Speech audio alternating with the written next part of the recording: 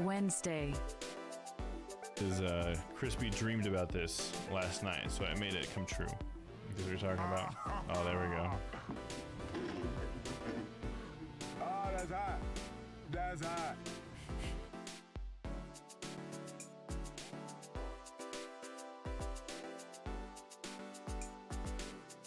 Thursday. Big bucks. Sacks of cash found in the store.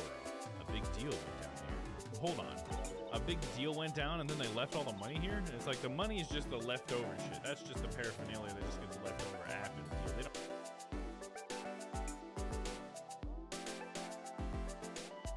Friday. Look at that, my mouth is twerking.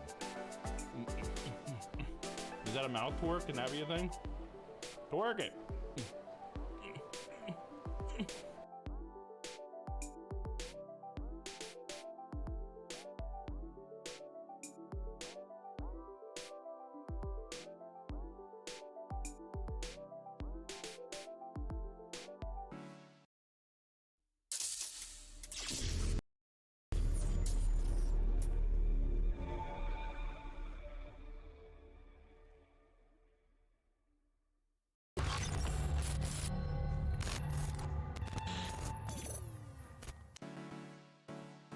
Monday.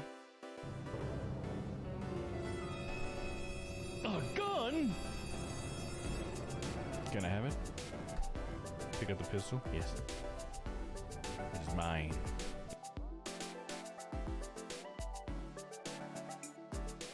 Tuesday. Oh, just stand and look out the window. Guess we're gonna lose this place then. Damn. Fine. I'll walk towards the camera.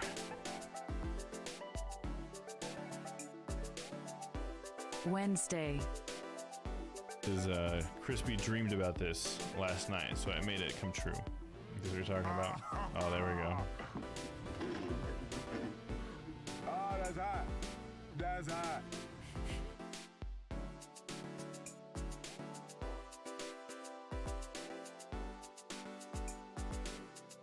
Thursday. Big bucks. Sacks of cash found in the store. A big deal went down here. Hold on. A big deal went down and then they left all the money here? And it's like the money is just the leftover shit. That's just the paraphernalia that just gets left over after the deal. They don't...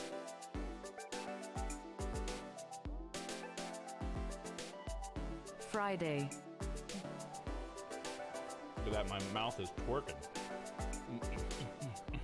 Is that a mouth twerk? Can that be a thing? Twerk it.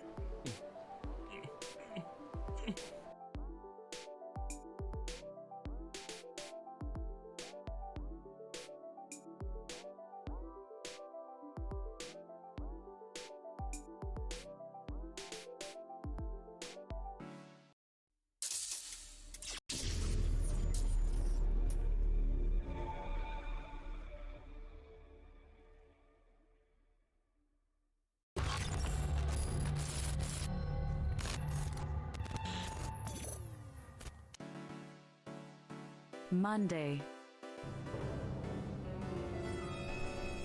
A gun? Can I have it? Pick up the pistol? Yes. It's mine.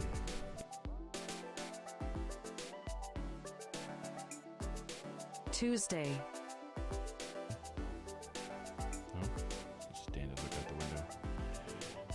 Guess we're gonna lose this place then. Damn. Fine. I'll walk towards the camera.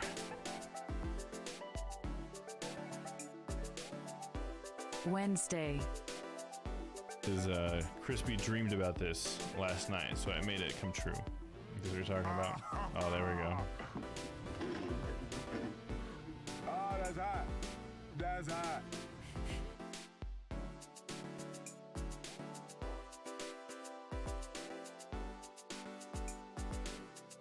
Thursday. Big bucks. Sacks of cash found in the store. A big deal went down here. Hold on. A big deal went down and then they left all the money here? And it's like the money is just the leftover shit. That's just the paraphernalia that just gets left over after the deal. They don't...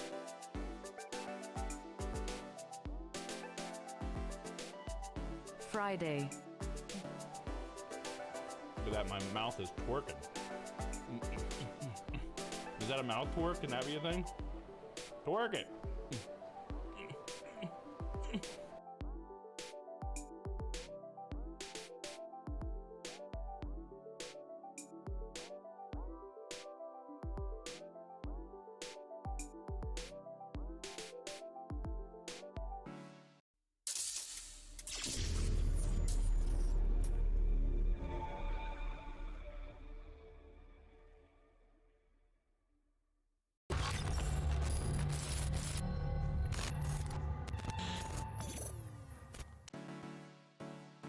Monday, Howdy, howdy, howdy, folks. Welcome in. Quit being dramatic, Domm. Yes. It's your old Uncle Domm here. Welcome in, welcome in. Hey, what's up, Noah? How's it going, man? Oh, shit, it's completely keying out my tie. I think I had the colors good enough before that it wasn't doing that, but... Let me see if I can't adjust it a little bit. But how are you, Noah, and anybody else who might be here? Appreciate you guys for coming on by. Let me get some Ace Attorney music going in the background while we do our recap. So let's not put it on random because it plays very unexpected tunes. Alright, let me play that. So, I need to refresh myself on what happened last time, to be honest. So I brought up the VOD, so we're gonna check it out. Okay, so just already getting a glimpse out of this is already reminding me a little bit what happened. So let's go broad strokes. The case that we're on, huh? So we have found ourselves in a case yet again at the Grand Tower. The Grand Tower is this really tall skyscraper, and some important facts about the Grand Tower is that the 50th floor is where, which is supposedly the top floor, is where the PIC, or the Prosecutorial Investigation Committee, that's where they do business. So their chambers up there. And also, there is a hidden 51st floor that is full of sort of black market contraband that is for an auction that goes on, and that is run by the current head of the PIC. And what they're auctioning off is past evidence, and that is not right. It's not just. Let me switch my background really quick. Old Uncle Domm needs to be in Edgeworth's office for some reason. There we go. At least my tie's showing more of Edgeworth's office. Anyways, so yeah, so there's a 50th floor, 51st floor. There's on the top, there's like this cool garden area, and there's a hatch to the 51st floor, and then the 51st floor has like an elevator or whatever. These details are probably going to matter. That's why I'm getting that nitty gritty on that. But anyway, so we find ourselves at the Grand Tower, right? Grand Tower right now in the story has a movie that's being shot. It's sort of like a Godzilla-esque kaiju movie called Moozilla, because it's a giant bull, which is pretty interesting. And it's finding Gordy of the lake, of Gord Lake. So basically like a Nessie type equivalent thing. Anyways, so the movie's being shot there, and on the set, as we were like leaving the building from the last case, someone screams dead body or whatever, come help me. And it turns out it was on the set, there was a body found on the set of someone who died, and it was none other than the president of Zheng Fa, who was the person who was almost assassinated in the first case of this game. So that basically becomes our case. We're trying to figure out who killed him. And during the investigation, Lang's there. I should say that Lang's there. He's the wolf guy. I should have it like at least showing characters here. Oh yeah, and Will Powers is there. He's the one that plays Moozilla. Anyway, so Lang's there. Lang is like an international cop. He's from Zheng Fa, so this is like his president's dead, so he's pretty mad. But he ends up blaming Courtney, Justine Courtney, because there's a video of her and the president going to the roof of the Grand Tower, and then there's not a video of him ever leaving, but there is one of her leaving alone. So he ends up blaming her, so she sort of becomes someone that we're trying to defend, like these games always have. So There's a complication though when we're trying to defend Courtney, because there's actually a tie into a earlier case again. But how that works is Courtney is currently residing over the case, the second case of the game, I think. Either way, it's the warden of the prison. She was the bad guy in the second case because she killed one of the inmates out of like a paranoid sort of action. And she is now actually having her case resided over, but she has some sort of angle in power against Courtney where she has, well, someone has like kidnapped Courtney's son, who happens to be the star of the movie that's being shot. And so the terms for her to get her son back are to give this lady a not guilty verdict. Let me go ahead and just read Noah's message. It's been sitting too long. Howdy, howdy. I'm thoroughly medicated and snuggled up. Oh, I'm glad to hear that, man. I hope you're feeling better.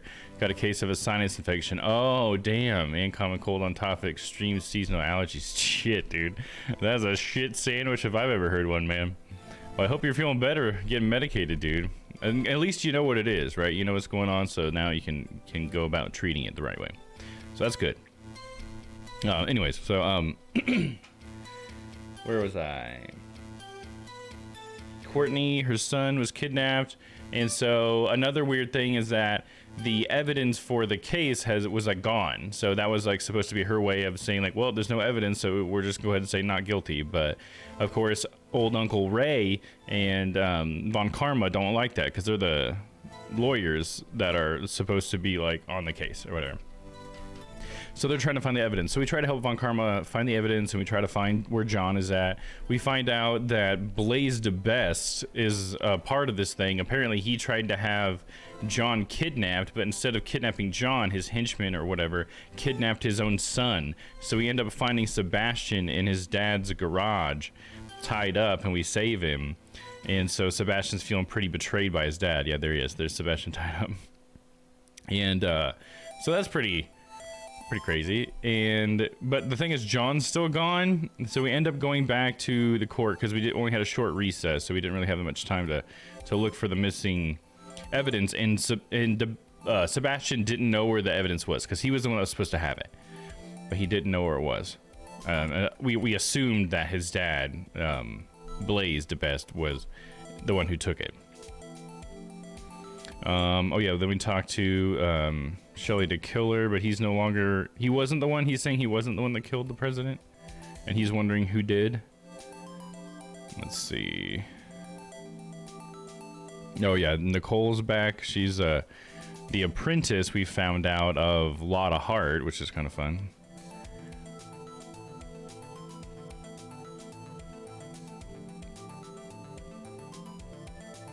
Oh yeah, so we found out that... Is that what we found out? So John was taken in that blue truck, which was like the garbage truck, quote unquote.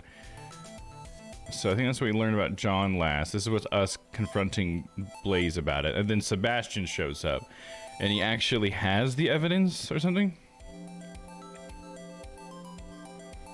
Yeah, he has the bell crumpled up, and then we ended up proving that, like in some trash, because he found it at the trash site. That's right, okay. And then we ended up proving that it was Blaze who did it because his handprint was on it, but it was his glove print, and his gloves are very special because they say death on the fingertips, and the A is damaged even, so we knew it was him specifically because of that, and I think that's where we left off. Okay, because then she knew where John was. Or we got an update on John.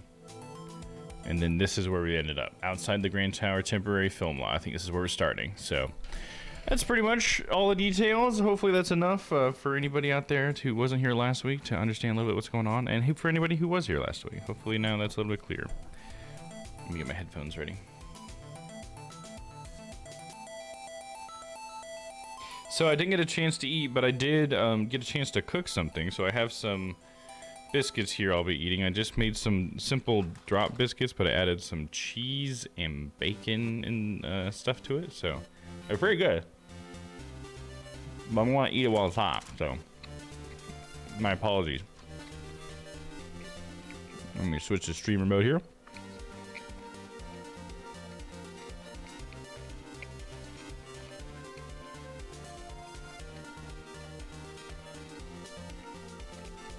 forgot to put the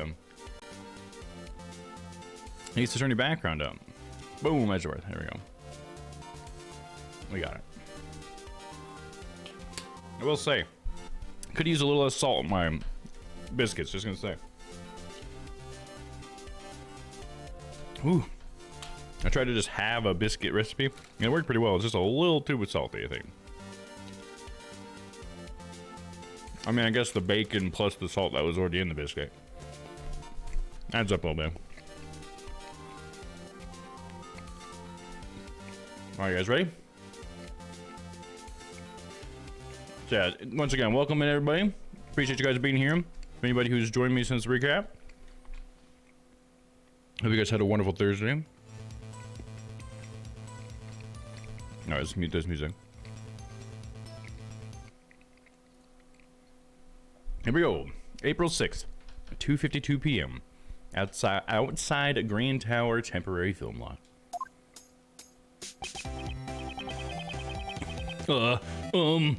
Could you please give it a rest already? The heck? I'm telling y'all, it's best for y'all's sake to come clean. The staff has their lips sealed such that the staff has their lips sealed shut as the reporters continue their tenacious negotiations. She's like shoutcasting it. If you're not here to cooperate with the investigation, I must ask you to vacate the premises. Put a sock in it, Copper. Y'all couldn't even stop Moozilla's invasion. Not only did they secretly raise a giant monster, but now the staff is trying to cover it up? Like I said, we haven't been raising any monsters here at the film lot.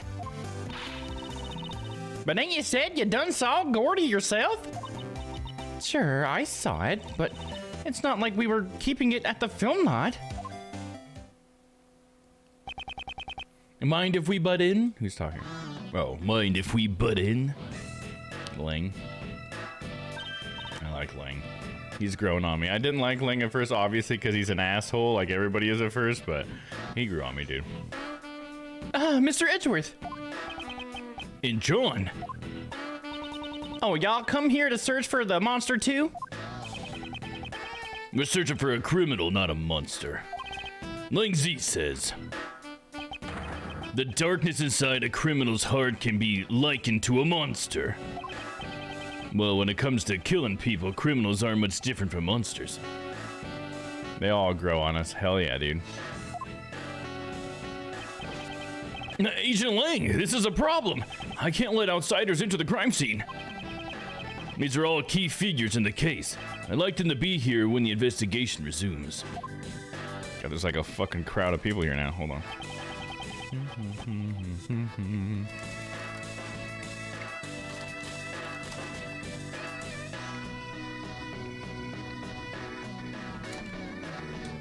Lang's music is great. And it sounds like a boss music, you know? In the old school game. Here, one sec. Sorry, I don't like eating on stream. But sometimes you gotta do what you gotta do.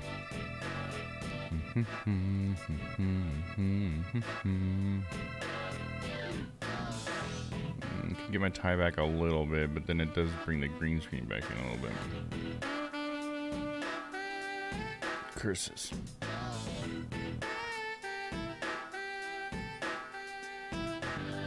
I guess we'll just have to leave it. I need to get better lighting on this side. I think that's why I used to have better lighting in my apartment.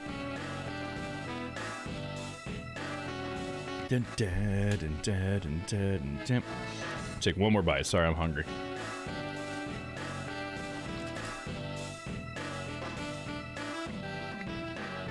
And also, these biscuits are not pretty good. I'm gonna try this again sometime. I think I could use more cheese. I was a little bit hesitant to put too much cheese in it, but it needs more cheese, yeah.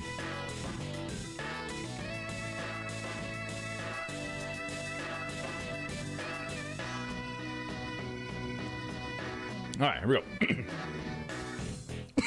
go. Hold on. And then I inhaled some spit like an idiot. All right. Agent Lane, regarding what you said about resuming the investigation, where do you intend to start? We'll start by reviewing the case. Today, the body of President Hong was found here at the film lot. The president's whereabouts from 2 nights ago are still unknown. And that spit in my throat is still there. Alright. It seems he snuck out from under the eyes of his bodyguards and ventured outside. What the fuck? Leave me alone! You make one mistake, man. And the night was the last time he was seen alive. It was when he met with you, Judge Courtney, on the roof of the Grand Tower. Uh-oh, John's sweating, dude. John, what do you got, little buddy?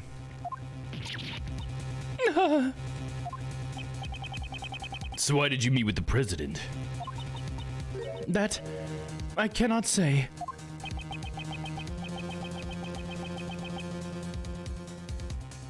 You can't tell us even under suspicion of murder? Can't say?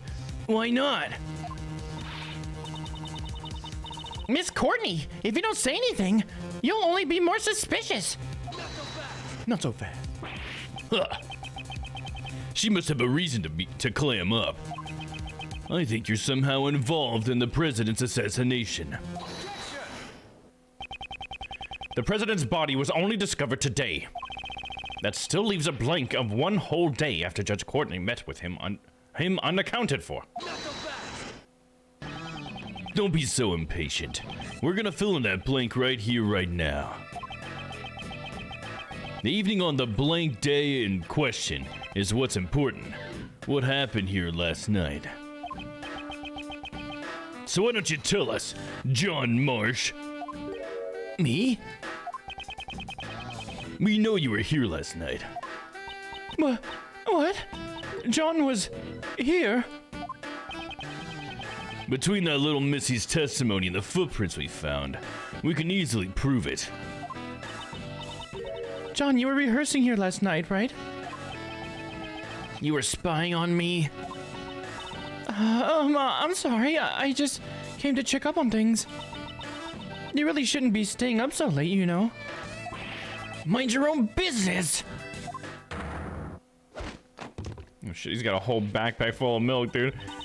John Mars, that young lady was worried about you. You will not speak to her like that. Sorry.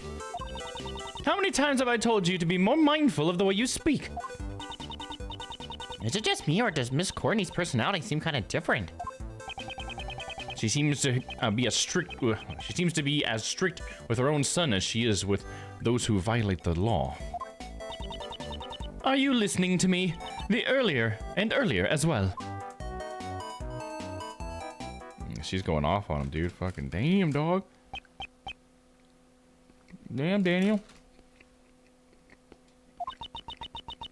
You should always bear that in mind, no matter the occasion.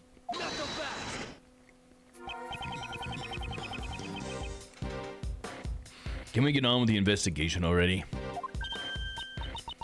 Pardon me. For Judge Courtney to get carried away like that. This must be her motherly side. Agent Lang, do you suspect John? All I want is the truth. Why was the president killed? I want to know who killed him. I'll do whatever it takes to find out. It seems the president was like family to him. John, would it be all right if we asked you a few questions? Sure, it's fine. I've got nothing to hide anyway. We'll see about that. I wasn't feeling too great during yesterday's shoot, so I made a few bloopers. They're reshooting the scene today, so... Well, I decided to rehearse a little on my own, that's all. I do it all the time. There wasn't anything out of the ordinary. You were rehearsing alone that late at night? John, when I called you last night, you told me you were at the hotel. You called him? About what time was that? I believe it was around 11 p.m. I require him to call me every night. That's our rule whenever he stays away from home. The truth is, I was at the film lot during that time. Now, son! So you lied to me! Uh-oh, he's sweating, dude. I'm sorry. Miss Courtney sure is angry. I think it's admirable that he practiced on his own, even if he hid it from his mom. I'm sure she was simply worried. Who knows what could have happened to him? Out alone so late at night? And in reality, he did get caught up in yesterday's incident. But John said there wasn't anything out of the ordinary, right? Is that really the truth, though? Rebuttal. I wasn't feeling too great during yesterday's shoot, so I made a few bloopers. Press him on that. John, you said you didn't feel well. Could you tell me more concretely what was wrong? Was it a tummy ache or something? It doesn't matter. I just wasn't feeling well, all right? You weren't feeling well. Maybe you drank too much milk. What? How do you... no, I mean, that's not it. Glug, glug, glug, glug. He's fucking lactose intolerant, dude. So he didn't feel well because of his stomach. When I was young, I was told that chewing milk makes it easier on your stomach, you know? Chewing milk? What? This conversation is over. Anyways, I made a few bloopers. They're reshooting the scene today, so... No, my bad. Oh, no, stop. You gotta go back, dude.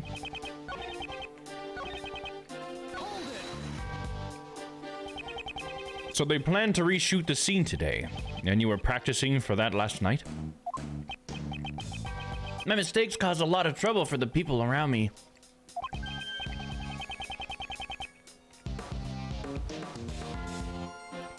I'm a pro, so practicing that much more is natural.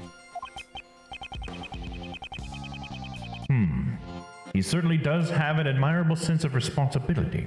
I like this young man. John is incredibly dedicated to his craft. He didn't even make it any major mistakes in those bloopers. But he said if it would make the movie just a tiny bit better. Shut up. You don't need to go around blabbering about stupid stuff like that. I'm sorry. If only he was a little more cooperative, I'd have no complaints. Anyway, that's what happened. Well, I decided to rehearse a little on my own, that's all. John, about your testimony just now. John Mars, don't I always tell you? If you're going to practice by yourself, you have to, let me know beforehand. I know. My time to speak was completely stolen away from me. Womp womp. I shall ask you once more, John, about your testimony just now. But you know, John, I think that's really great. Again? You guys, come on! I bet putting in an honest effort like that will make someone even more talented. You'll go from a little thief to a middle thief, and then someday you'll be a great thief. I'll be doing my best, so do your best too, okay, John? Ahem. Now then, if I may. John, do you often rehearse in that way? At last. At long last, I finally got to ask my question. and then it doesn't matter, he just continues his testimony anyway. I do it all the time. It wasn't anything out of the ordinary. There are no mistakes in that testimony, correct? Well, of course there's no mistakes. It was just a normal, peaceful night.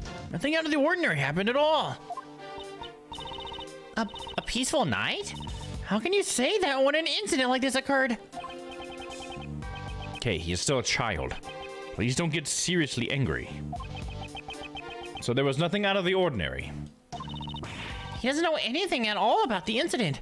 That's the impression I'm getting. But isn't there evidence that shows something did happen last night? Yes, I don't have time to waste dealing with a child's lies. Stupid children. Let's present the contradiction. Okay, let's see.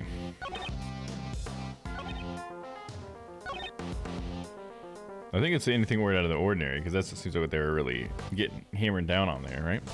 Let's see. Let me get my save thing out here.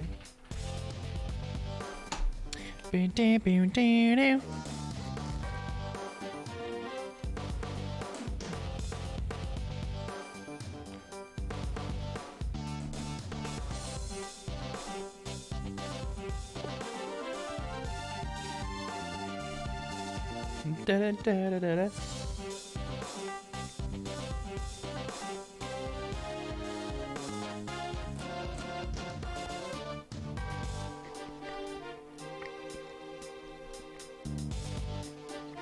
Come on now. There we go.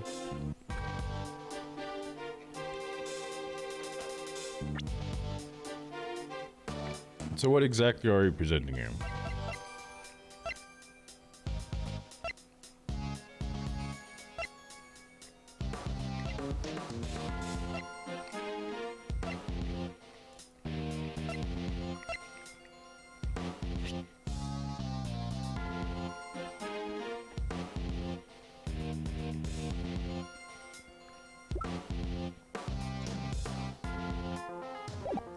That didn't help.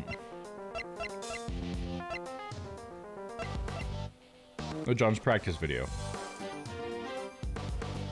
Monster's footprint can be seen. So this is probably it, right? Let's check it out. Yeah, so that means the monster's footprint happened before this moment.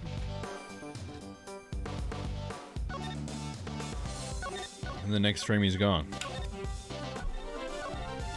I'm gonna summon Mozilla! And he's gone. Phew. Alright, let's try presenting this. What do you think of this, John? There wasn't anything out of the ordinary. That's a lie, isn't it? We have evidence right here. Could that be? That's right, it's the video you recorded of your performance. The video you recorded. What? You're telling me you have video from last night? Exactly, and in this video, there is clearly something that is out of the ordinary. This is a monster's footprint. Would you say that monster's footprints are commonplace on a film set? John, why did you conceal this video from us? No reason, really. Hey, pup. This is no joking matter. You had a reason to hide it, right? John Marsh, answer him clearly. But Mom... Well? I didn't want anyone to see me rehearsing.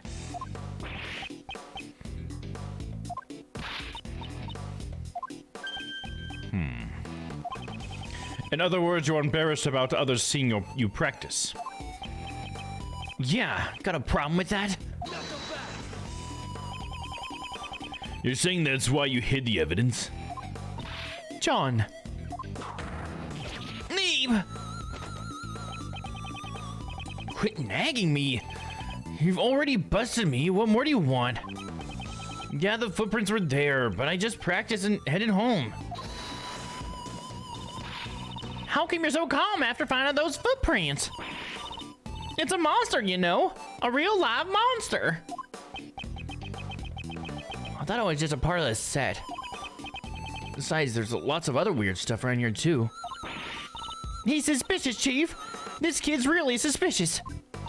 You're right. The smell of a scoop stinks to high heaven. Shut up. We're done talking. We're not done here yet, young man. What now? The monster's footprints weren't the only unusual things that happened last night. There's also a dead body. That's unusual as well. Besides the monster footprints, what other unusual thing happened last night? I mean, the dead body, right? I mean, come on. Right? Should it be the crime scene notes? Is that how we say that? I'll try it. It shows what happened. Nope, that shows the wrong thing. And just exactly, it shows that someone died. But the game is like, nope. Alright, so...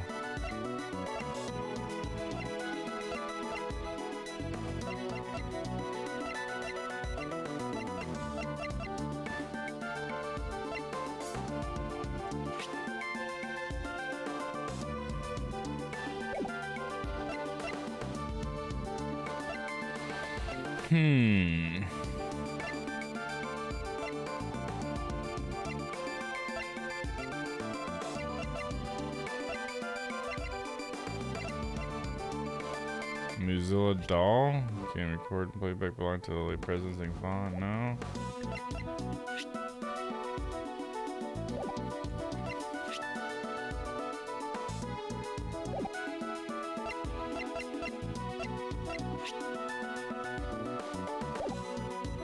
Something else that happened last night.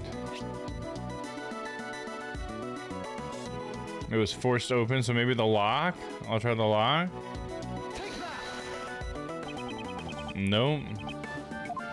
No, obviously not. What else? Okay, besides the monster's footprints, what other unusual thing happened last night? Someone died, dude. That's unusual. As we had designed last night, it likely fell from the street. Oh, this. This has got to be it, because it specifically says last night, right? Let's try that. Okay, cool. I was like, no way, dude. No way, it's not that. Come on, bruh. All right, let me take a bite of one of my biscuits. My buttery biscuit base.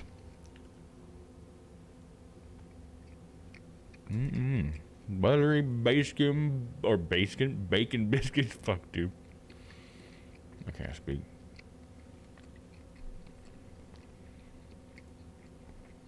So I usually like to pause when there's audio. Now you just can hear me fucking chewing, goddammit.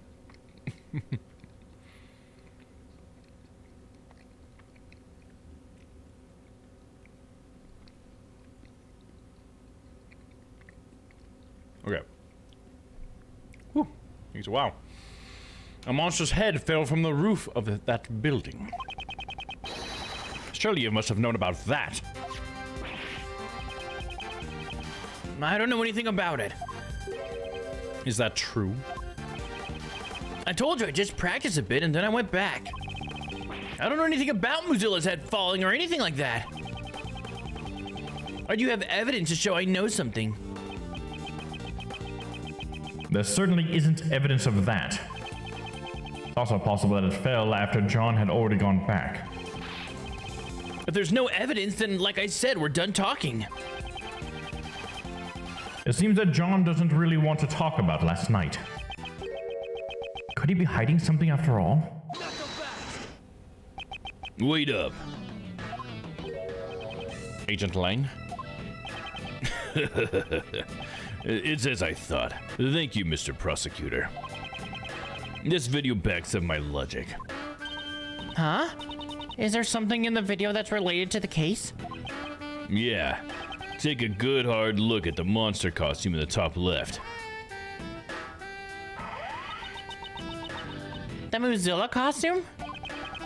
Try comparing it with the one over there right now. It looks like it's just hanging there limply, though. And the zipper on its back is zipped up tightly. See, it's open last night, right? Zipper on its back. What? This discrepancy is... Yeah. The difference is plain to see. In the video, the zipper is clearly open. That's right. Someone was inside. What? Mr. Powers, is the costume zipper usually? It's always zipped up tightly when it's not in use. Mr. Prosecutor, do you remember? My logic from before. 2 nights ago, Courtney pushed the president off the roof and killed him. Afterwards, she snuck into the film lot to hide the body. In here? Would it be easy to hide a body in a costume or behind all this equipment? Then all she had to do last night was retrieve the body. You're saying the body was hid inside the costume? Yeah, that's right. Judge Courtney, 2 nights ago you pushed the president off the roof of the tower. And then you hid the body inside the monster costume. I did no such thing. Say what you want, but you're the only one who could have done it. This should have already been proven impossible. The film lot was locked at the time. Judge Courtney could not have entered this place.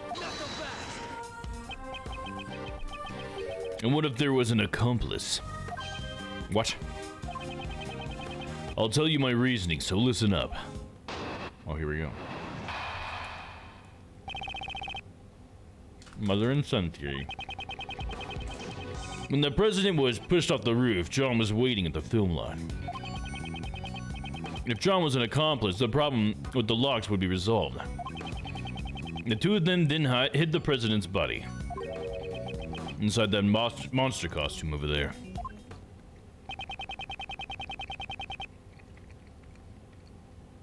You think this crime had such an elaborate plan? To take the life of the nation's president, or a nation's president. An elaborate plan is to be expected, don't you think? John would never take part in such a crime. You're the one being suspected. Your words don't carry much weight.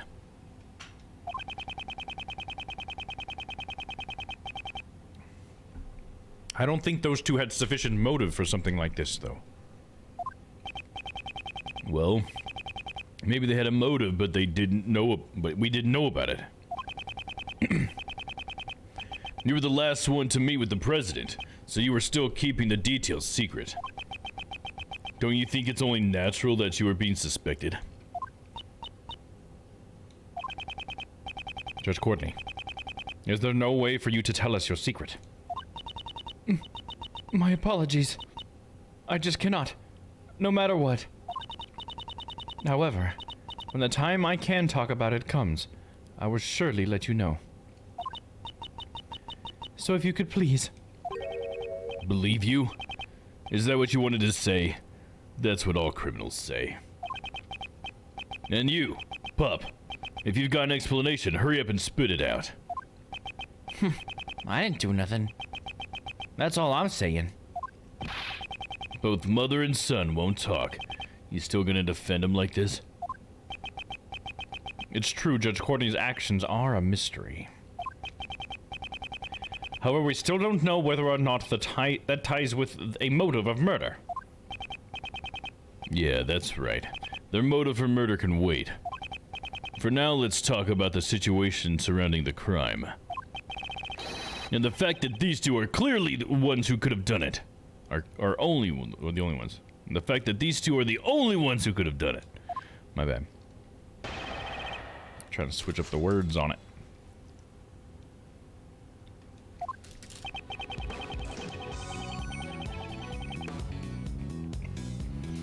When the president was pushed off the roof, John was waiting at the film lot.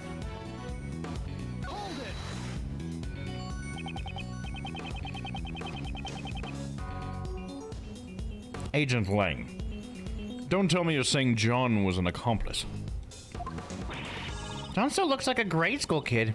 He's even got a kitty backpack to boot. How can he be an accomplice? There's just no way. Like I said, John's already in middle school, and the backpack is part of his costume. Ling Z says, no matter how young the cub, never pity an ungrateful pup. He may be a little brat, but a villain deserves no mercy. So Mr. Lang Z didn't make any allowances for age. Mr. Prosecutor, you're not just defending him because he's a pup, are you? Of course. That was never my intention. I shall present suitable evidence in due course. Oh, I'm looking forward to it. My logic's just getting started. If John was an accomplice, the problem with the locks will be resolved. How would that resolve the problem? I figured you'd ask that, Mr. Prosecutor. But you know, it's actually quite simple. Listen up. First, that woman pushes the president off the roof. She pushes him off. Then, that brat, who knew the combination for the lock, unlocks the film lot. I see. The combination unlocks the brat. Okay, it's the opposite. That's all it takes. With this, the problem of the locks is solved.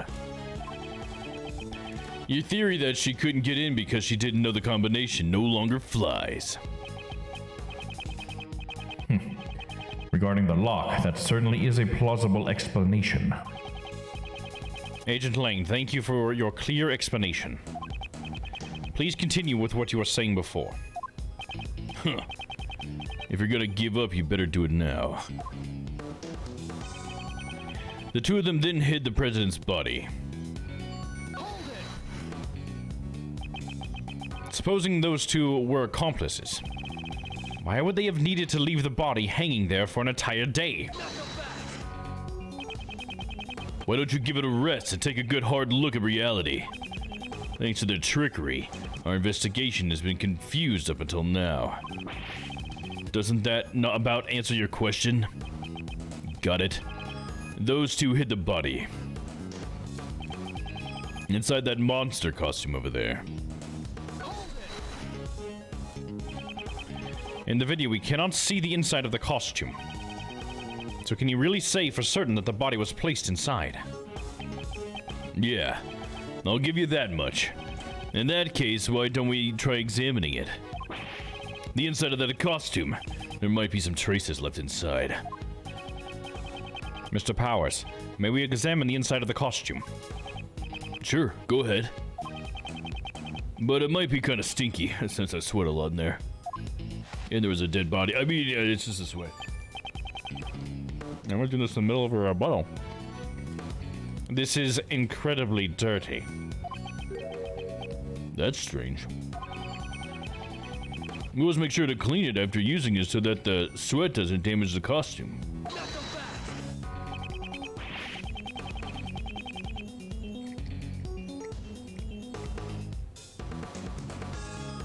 Isn't it just proof that someone besides you used the costume?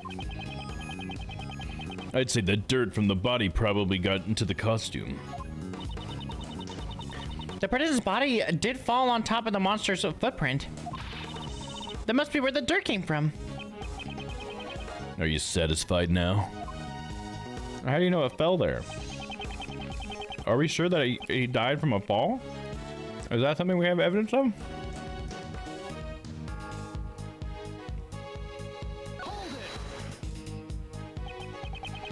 So dirt got into the costume when the body was hidden inside. Wouldn't that mean that the dirt was transferred from the body? Isn't that obvious? How else would you say it got there? There's dirt stuck everywhere inside the costume. It looks particularly bad around the chest area. Dirt around the chest. We cannot overlook this fact. Mr. Lane's logic does seem to make sense. Indeed, if those two were accomplices, the crime certainly would have been possible. So it would be useless to argue that point. In that case, what should we do? Firstly, we should have Agent Lang explain his reasoning in more detail. Let's draw out more information. Is that... okay, so there's another thing we need to press again? Is that what we need to do? Huh.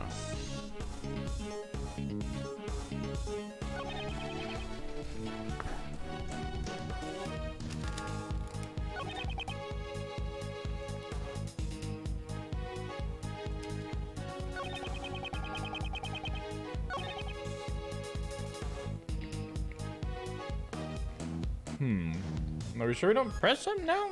Or present them?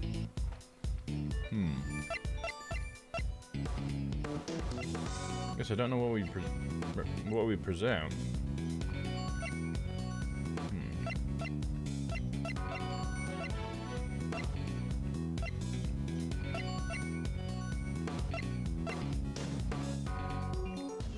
Dirt inside the costume.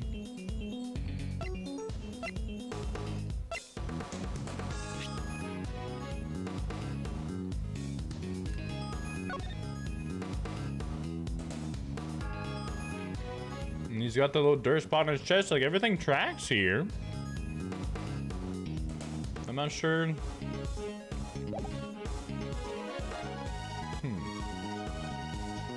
I'm gonna save here and just try presenting this and see.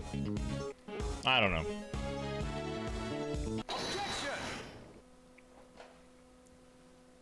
Got it. Dirt got onto the costume and the body was hidden inside it. Is that really the case? You have a problem with that?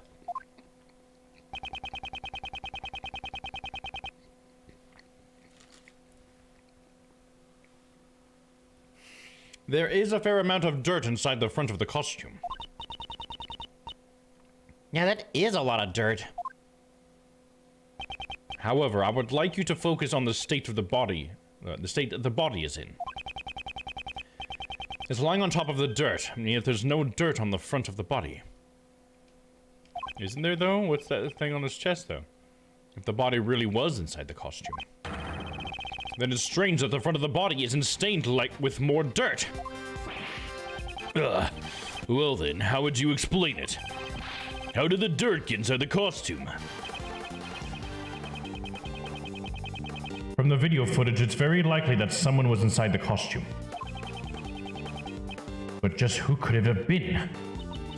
Where have I seen this? What's the matter, Kay? I just feel like I remember seeing something that looked like this dirt somewhere before. But where was it? There are these bits of gray fragments mixed in with the dirt. Gray fragments. Does seem to be something other than a normal dirt mixed into it. Something must have gotten stuck in it, and lots of it, I might add.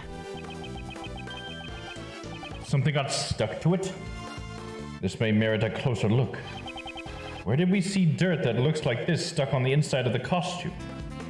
Wait. Where do we see dirt that looks like what's stuck on the inside? Where do we see it?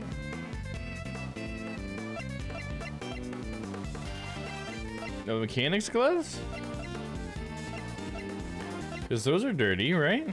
They got some dirt. Let's save.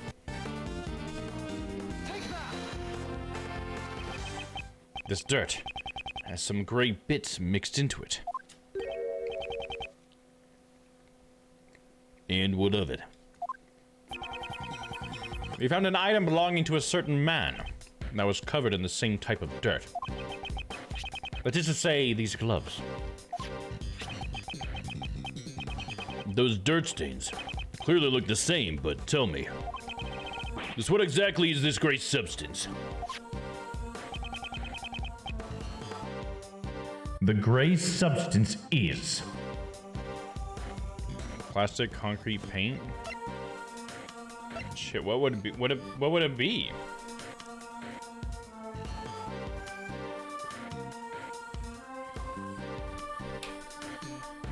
Concrete? Oh, we saved early enough. Come on, right? We'll try concrete, I guess. The gray substance must be fragments of concrete. You mean the stuff that was scattered around the monster's footprints? Exactly. Meanwhile, who do these gloves, who do these gloves, which are stained with the same kind of dirt, belong to? Oh, I remember. We found it at Blaze's place. Earlier today, we went to Blaze's garage. There we discovered these dirt-stained gloves. Come to think of it, There were also hammers, shovels, and other tools placed inside as well. Why would mechanics gloves intended to be used on machines be covered in dirt? If he broke the concrete with a hammer and then dug into the soil with a shovel, it's only natural for dirt like that to get on the gloves. Then maybe. Yes, the true nature of the monster's footprints has been made clear. It's possible that these footprints were dug up by Blaze the Best himself. Blaze is crazy. Is that really what this is gonna amount to? It's possible? Huh. It's possible, you say? Please do enlighten me. Because I honestly have no clue. Why on earth would he do something like that? Why did he make the monster footprints? Thinking about the answer, it must be. He was digging something up. He buried something. The evidence, right? The extra evidence that we were missing? I don't know. Assuming. Could it have been because he buried something? He buried something? I smell treasure. So what did he bury? If we want to find that out, we'll have to dig it up ourselves. You think the police wouldn't have already investigated that? There's absolutely nothing beneath these footprints. Oh shit, that's what it was. Seems that I was wrong. In that case, we'd assume the opposite. He dug something up. Probably went something like this. Last night at this spot, there was something that Blaze needed to dig up. For that reason, he broke the lock on the back door and sneaked into the film lot. Using the hammer and shovel, he set to work.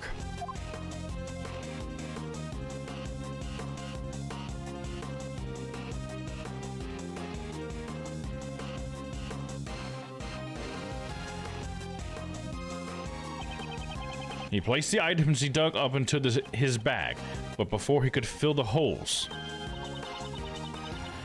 That's when John came to practice. Exactly. Blaze panicked and had no choice but to hide himself in the Mozilla costume nearby. To think you get to do so much from just a pair of dirt-stained gloves. However, all of this is merely a possibility. There's still no proof that he was the one who was hiding inside that costume. For all we know, he might have left the scene once he finished digging. On the contrary, such proof does exist. He can be seen in the video. When the video was recorded, Blaze was definitely inside the film lot. What? Though I can't blame Agent Ling for not noticing. I mean, I'm not noticing it either. The difference between the current film lot and the one in John's video, along with the state of Blaze's garage, it's all too clear that Blaze was still here. Okay, I'm still a little confused here. What proves that Blaze was still at the film lot when the video was recorded?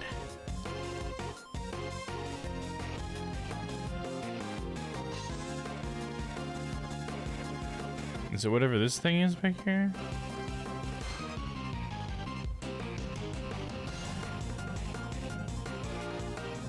Honestly, I don't know. I don't see anything. Let's go ahead and save.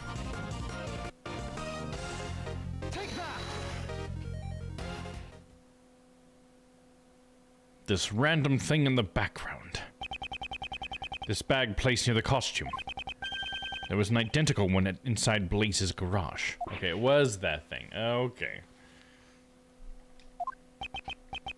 First the dirt on the gloves, and now the bag. It seems there is a connection. Mechanics gloves, data down in my data dizer.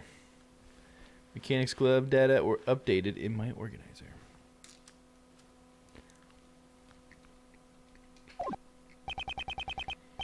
And that's my proof. Blaze was inside the costume. Ergo, the president's body could not have been hidden inside it. Yeah. It seems I was able to refute Agent Lang's reasoning. Someone needs to go investigate Blaze's house right away, pal. We need to know what's inside that bag. Yes, sir.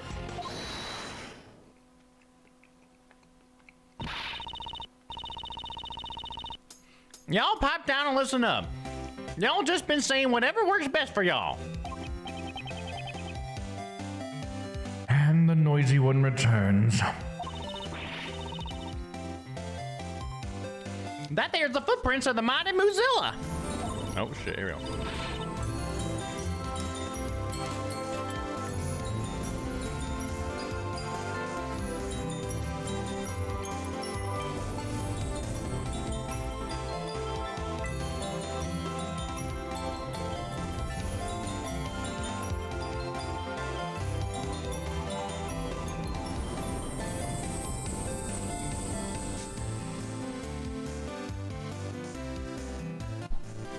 Here we go. Thank you, Ad, for giving me a moment to say goodbye. Gotta get you under a mistletoe. Oh, whoa. I should put a mistletoe on my overlay. That way anybody can give me a little kiss on the screen. There we go. They ain't just some random holes dug up by that old coot.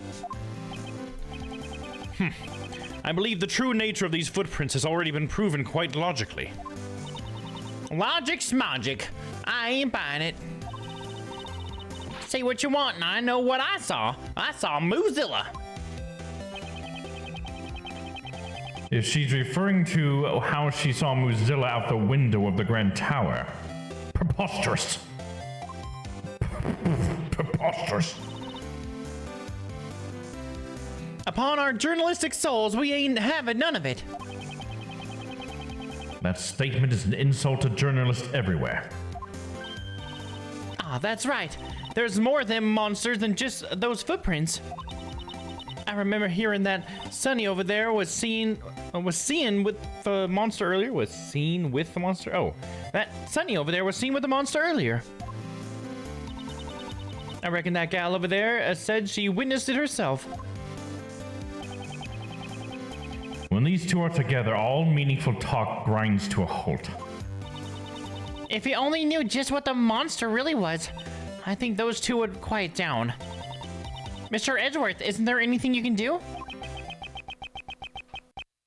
The monster's true identity. We don't have much choice. Let's see what we can do. Isn't there something y'all ain't telling us about the monster? Nicole, ask him. Ask him right now. Please settle down. You're very excitable, just like an old uncle I know of named Raymond. Old Uncle Raymond. Regarding the true identity of that monster, I already know what it is. What'd you say? Wait a minute. That's right. The video John recorded provided a hint that I needed. What you talking about? Miss Nichols saw Gordy when she went to check up on John's practice. At that time, she mistook something for Gordy. The monster can be seen in this photograph. What? Ain't that just some plain old souvenir photo? Y'all don't really think that can pull a wool over my eyes on a pro like me, do you? What did Miss Nichols really see that she mistook for Gordy? It was the camera. The camera. Let's go ahead and hit save just in case.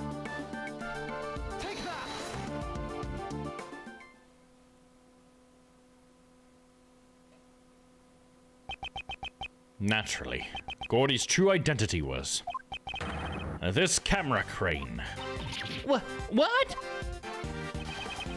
The video John recorded was shot from fairly high up. A shot from the position would be impossible without a camera crane. But there ain't no way Miss Nichols would mistake a camera crane for Gordy. I wonder about that. Miss Nichols, Yes? earlier you said the prescription for your glasses didn't match your eyesight anymore, correct? Yes, lately, it seems like my eyesight has suddenly gotten a lot worse. So would you say that you weren't able to see Gordy very clearly in the dark? That's right. Its silhouette was all I could make out. But remember what Miss Nicole said? And I quote, its skin was really scaly, almost like a reptile. Camera cranes ain't got no flesh on them, let alone skin. It's just a bare steel frame. That is certainly true, at least in the case of this photo. However, last night it did have skin. Y'all just doing whatever you can to get get the way of our big scoop, ain't ya? To get in the way of a big scoop. That was not my intention. But since I've come this far, it's time to put an end to your nonsense. Your preposterous debauchery. Gordy's skin is right before your very eyes. This is the skin of Gordy, and that Miss Nichols saw. It was the plastic top that they wrapped it up in. Of course. As Miss Nichols stated in her testimony earlier, it looked like it was going to rain last night. While it never actually rained, John still covered the camera crane with a rainproof sheet, which to Miss Nichols looked like a monster skin. What? You gotta be kidding me. Isn't that right, John? Man, you saw through it all. Not bad, old man. Why, thank you. Unfortunately, the Gordy that Miss Nichols saw was nothing more than an illusion. Not again. Looks like my dream has shriveled up and died once again. Mentor. Seems like things have finally settled down. I really thought the boy was hiding something from me. Guess I had it all wrong. Now that they figured out the true form of the monster, everyone seems refreshed. Actually, there's two people there's two people here who are totally bummed out. Agent Lang! A development.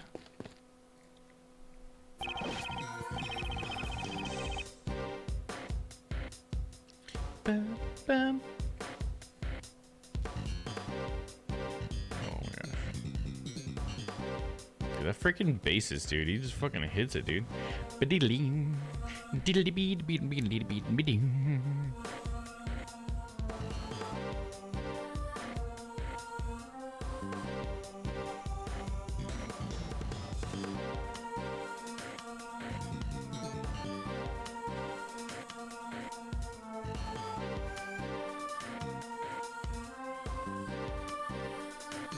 Sorry, I was just looking something up. I think we're gonna take a break here in just a couple minutes, but we'll go a little bit farther. Let's try and see if there's a good stopping place here. Oh shit, I didn't read what he said. Good, show it to me. Something about getting data, I guess, huh? Contusions and bone fractures found across the body, resulting from tremendous pressure. So this was the cause of death. In other words, he was crushed to death. Crushed to death by a fucking giant foot from a kaiju? See, I told you they were just gonna make it look more and more plausible that a kaiju killed it. They always do that. I thought as much. Cause of death, crushed to death. Time of death, April 5th around 11 p.m. Touch to check the details. The yellow stain on his chest is currently under investigation. But it seems that gunpowder residue was found on his right hand. Sunflower residue? I didn't know the president was into gardening. No, gunpowder residue. Traces of it were left behind when a gun is fired. Since it has been found on his right hand, it's possible that the president fired a gun. A gun, huh? But he didn't find any guns when we investigated the area. Unexplained gunpowder residue. I'll have to look over the autopsy report later. Now then, Agent Lang. Seems we have our answer. The president did not die from falling off the roof of the Grand Tower. Rather, he died from being crushed under Mozilla's head. I can't deny it. It looks like your logic was right after all. This means the suspicious suspicions surrounding Miss Courtney should be cleared up, right? Yes. Not only the cause of death, but the time of death proves her innocence as well. Judge Courtney met with the president 2 nights ago. However, according to the autopsy report, the time of death was around 11 p.m. last night. Mozilla's head also fell last night. It matches up perfectly. That's a relief. Isn't it a bit too early to be relieved? Agent Lang. The president died after being crushed by the Mozilla's head. That I will admit. But the problem is who was responsible for the falling head. Mozilla's head fell last night. And last night, the one who was at the film lot was. What are you saying? Surely you're not implying. That's right. You killed him, didn't you? John Marsh! Oh, he's sweating, dude. So's that milk. That pup is hiding something. He was at the scene where the body was discovered last night. He also saw the footprints. And despite that, he still claims to know absolutely nothing about the incident. Isn't that a bit too convenient? These footprint-shaped holes had not been proven to be related to the case. Just because he saw the holes doesn't necessarily mean that he's involved in the incident. You sure about that? Take a look at the pup's face. Sweating pretty bad. Looks pretty shaken up to me. It looks like he hit the mark, but John doesn't want to talk about it. If he doesn't feel like talking, then I have an idea of my own. Let's check the tape. Agent Lang, what is your intention? The police have a device that lets you analyze the video footage up close and personal. It's called Zoom In and Enhance.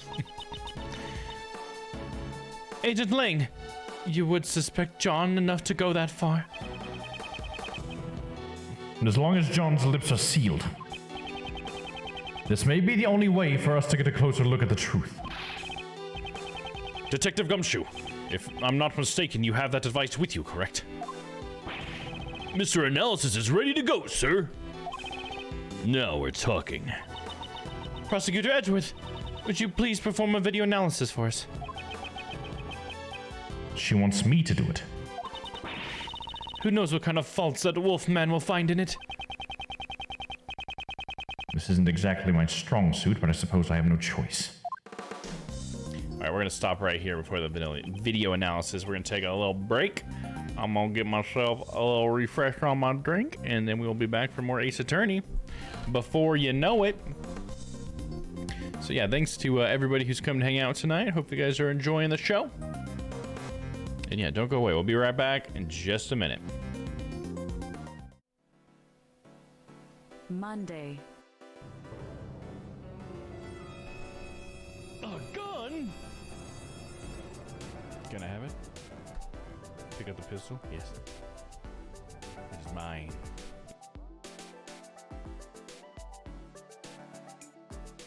Tuesday, Just stand and look out the window. Guess we're gonna lose this place then. Damn. Fine. I'll walk towards the camera.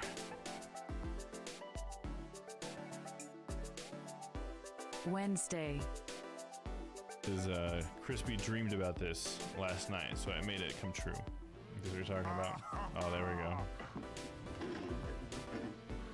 Oh, that's hot. That's hot.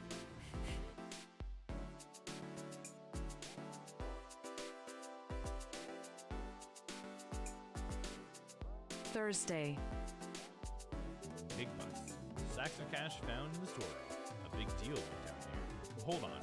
a big deal went down and then they left all the money here? It's like the money is just the leftover shit. That's just the paraphernalia that just gets left over after the deal. They don't.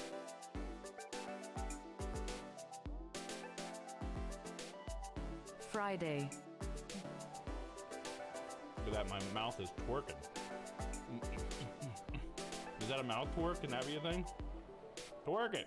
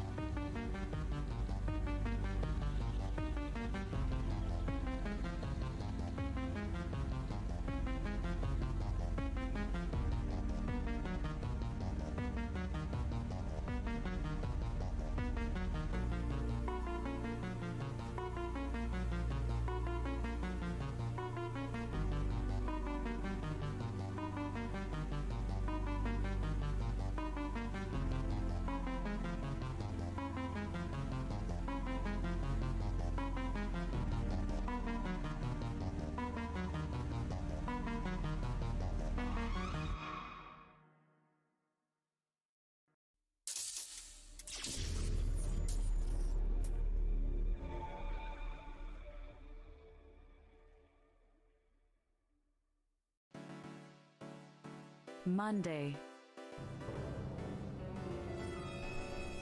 A gun? Can I have it? Pick up the pistol? Yes. It's mine.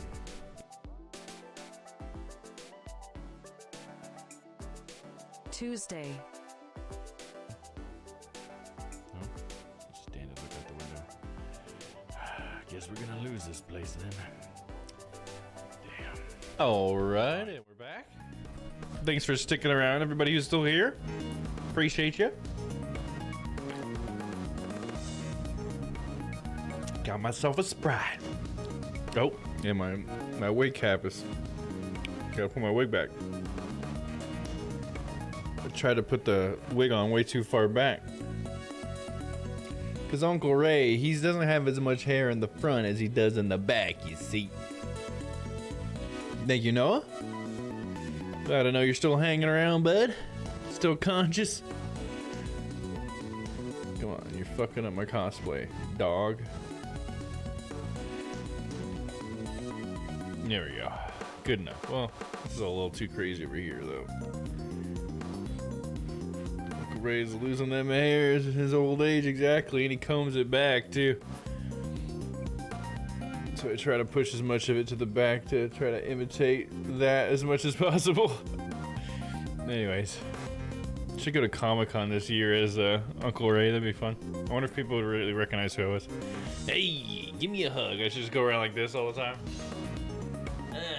Give Uncle Ray a hug. People just think I'm that fucking creepy dude. Like, no, it's the character though.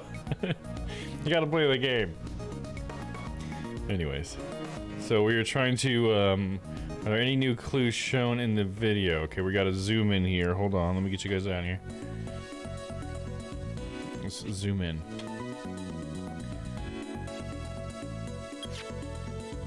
This is... What does that say?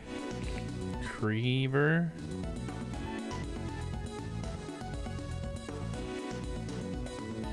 Did we save? Let's save. Eureka! No, there's nothing of interest here. Fuck. Why'd you say Eureka? You really got me there, edgy boy. Oh. There's a man in the darkness that's shirtless. Eureka! Shirtless man! This is... What's the matter? I want to see too. Ah! Hey, what's wrong? Show it to me. Prosecutor Edgeworth, I request you submit the evidence to court. Please take a look at the top right corner of the zoomed-in video. This person is... the president! Impossible! No way! It seems we finally found it at last. The evidence that points to the true killer. This video places John at a major disadvantage. You're wrong. That's not right. I didn't do anything about this. I didn't know anything about this. That's not gonna cut it. It's clear that you and the victim were together at the same place where his body was later found. John Marsh, there's no doubt. You killed the president. No, this can't be. Why would you? John, please don't tell me. Did you really kill the president? Mr. Edgeworth, is this really decisive evidence? Mr. Prosecutor, looks like even you can't object to this. That pup said he didn't know anything, right? And yet the president's right here in the video. John, what are you hiding? You have to tell Uncle Edgeworth. John, please tell us the truth. The truth is, It's all my fault. John, Marsh, what did you do? Mozilla's head falling off was my fault. No shit, dude. He killed him, but it was an accident during the rehearsal. While I was setting up the equipment on the roof, I used the heater. After that, I went down to practice, but I forgot to turn it off. Then my mom called me, so I left the film lot. When I came back to the lot after the phone call was over, Mozilla's head was on the roof, had fallen. And right next to it was the president lying dead on the ground. How can that be? I see. There were indeed traces that something had caught fire on the rooftop. It was just a small fire, so I was able to put it out by myself. So the president's death was John's fault? But wouldn't that make this an accident, sir? And then what did you do with the fallen head? I took it apart, brought the pieces up to the roof, and put it back together. So you put out the fire and then put the fallen head back on the roof. Which means you were hiding evidence. We can't be having that, you naughty little pup. I didn't do it on purpose. I really did just forget to turn off the heater.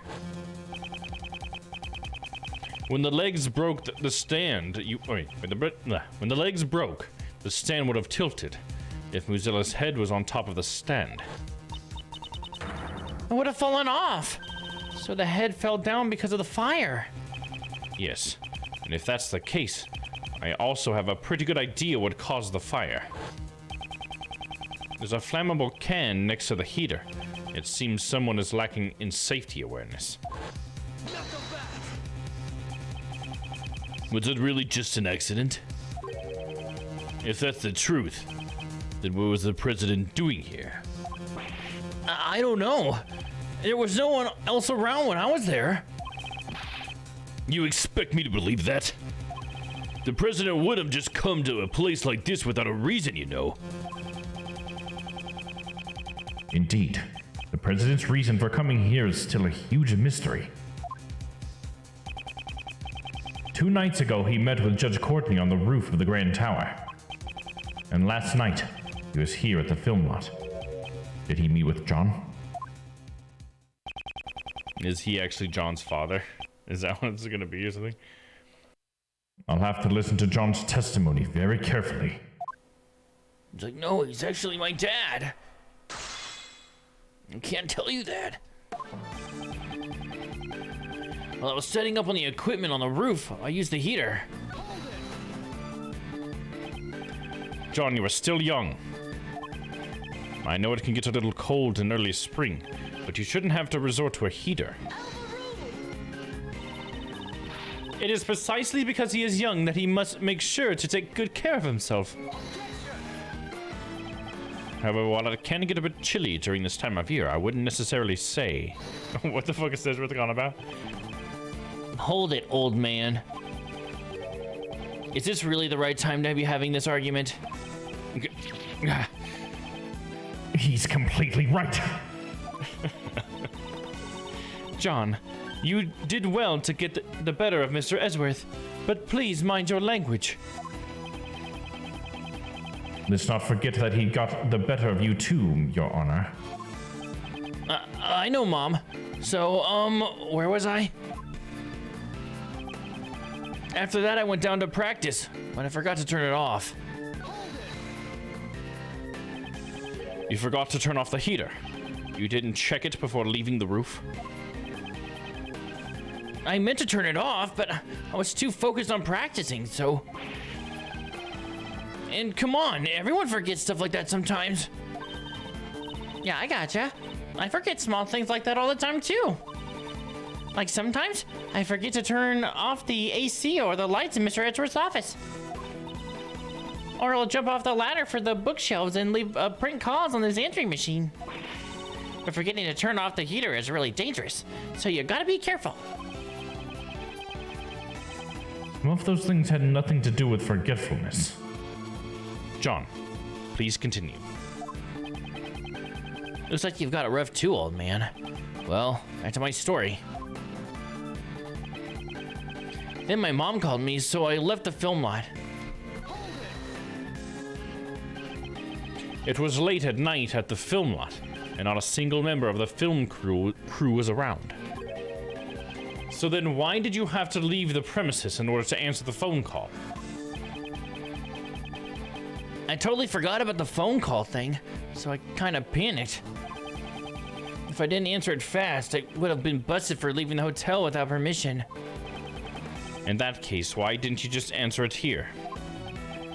Because I was rehearsing. All the cameras and mics were on. If I talked here, every last word I said to my mom could have been caught on camera. So he was embarrassed that the conversation with his mother would be recorded. Anyways, I stopped practicing for a bit and rushed out of the film lot. When I came back to the lot after the phone call was over. Why hold it right there? In that phone call, you lied and said you were at the hotel, correct? Because you're a little liar, a liar, pants on fire. That nobody should trust you. Just keep like hammering into him. Why didn't you tell your mom that you were rehearsing? If I told her that, she would have called the hotel and made them send me a taxi or something. Of course I would have. A child alone on the streets at that time of night. What sort of parent would have allowed their children to be in such a dangerous situation? I guess kids just don't understand how their parents feel. Did you hear about the guy who jumped from the Eiffel Tower? He was okay. He had his parachute. His parachute. Okay. That one felt a little forced. I don't know if I was into that one. Well, what's up, Papa? Welcome in, welcome in. It goes both ways, Mr. Edgeworth. Indeed. Now then, John, please tell us about what happened after the phone call. Huh? Oh, yeah, of course. When the call was finished and I came back here, Lucilla's head that was on the roof had fallen. Happy Thursday, vibing. Hell yeah, dude. Sounds good. Was there any indication that the head was about to fall? I don't know. I was focused on my rehearsal. So you forgot to turn off the heater, which led to a fire on the roof. I would think you should have at least heard something. Heard something? Oh, I was wearing headphones, so... Headphones? What are headphones? What is this contraption you speak of? Listening to the movie soundtrack helps me get into the scene. I had it on full blast. That's why I didn't hear anything. And yet, you noticed your mother's incoming call. I had my phone on vibrate, old man. That's how I noticed. Anyways, that head had fallen. And right next to it was the president lying dead on the ground. What was the state of the body? I didn't get a good look, because it was dark.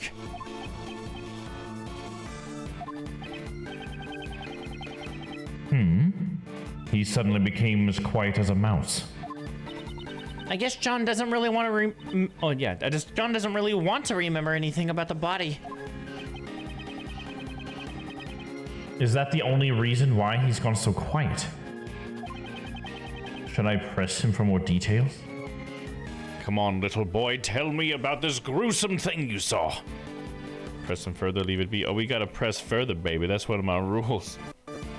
That's one of my rules. Godot style. You didn't get a good look? Then how did you know he was dead? Well... He's clearly shaken. He must be hiding something. Wouldn't you normally call for help if you see someone collapse on the ground? However, you did nothing of the sort. But he was already dead. Is that so? You seem quite certain that the president was already dead. Now, is there a reason for that? I wonder. The guy was collapsed on the ground, and right next to him was the fallen monster's head. I'm not stupid. It wasn't hard to imagine what happened.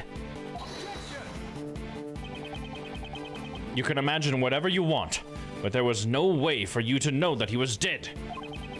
You actually checked to make sure the president was dead, didn't you? Didn't you? You checked his pulse. I know you did. Yeah, that's right.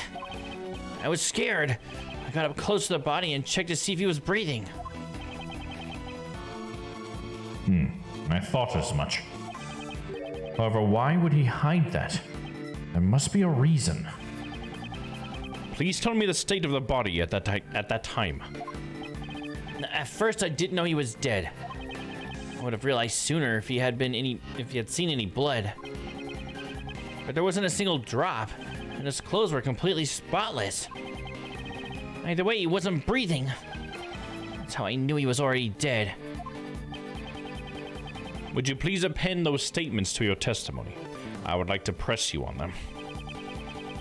Didn't know he was right away that he was dead. There was no blood. His clothes were spotless. Press. So you were unable to tell that he was dead because of the lack of stains on his clothes. Are you certain of that? Of course I am. You guys saw the body too, right? So what's the big deal? What's the big idea? You said that the area was dark, and yet you were still able to make that observation. I'm telling you, there wasn't a single stain on his entire body. Give it a rest, old man. Thank you, John. That's all I needed to hear. Are clean clothes that important to you, Mr. Edgeworth? Mine are freshly washed, though.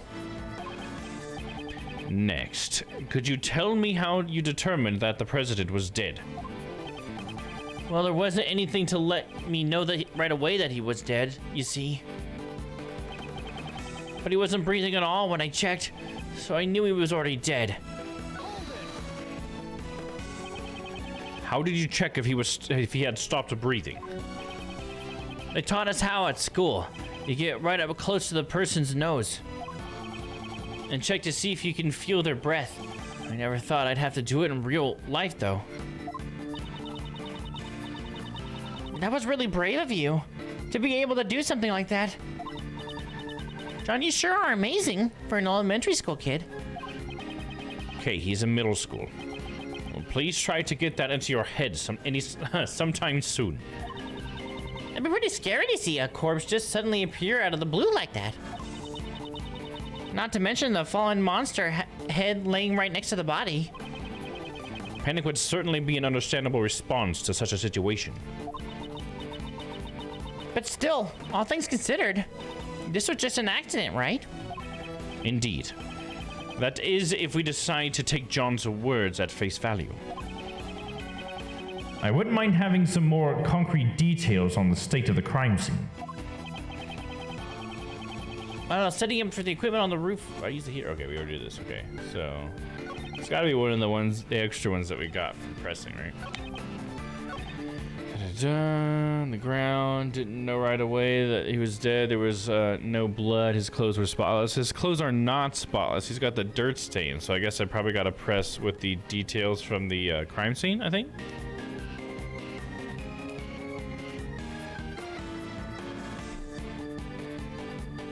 All right, let's save.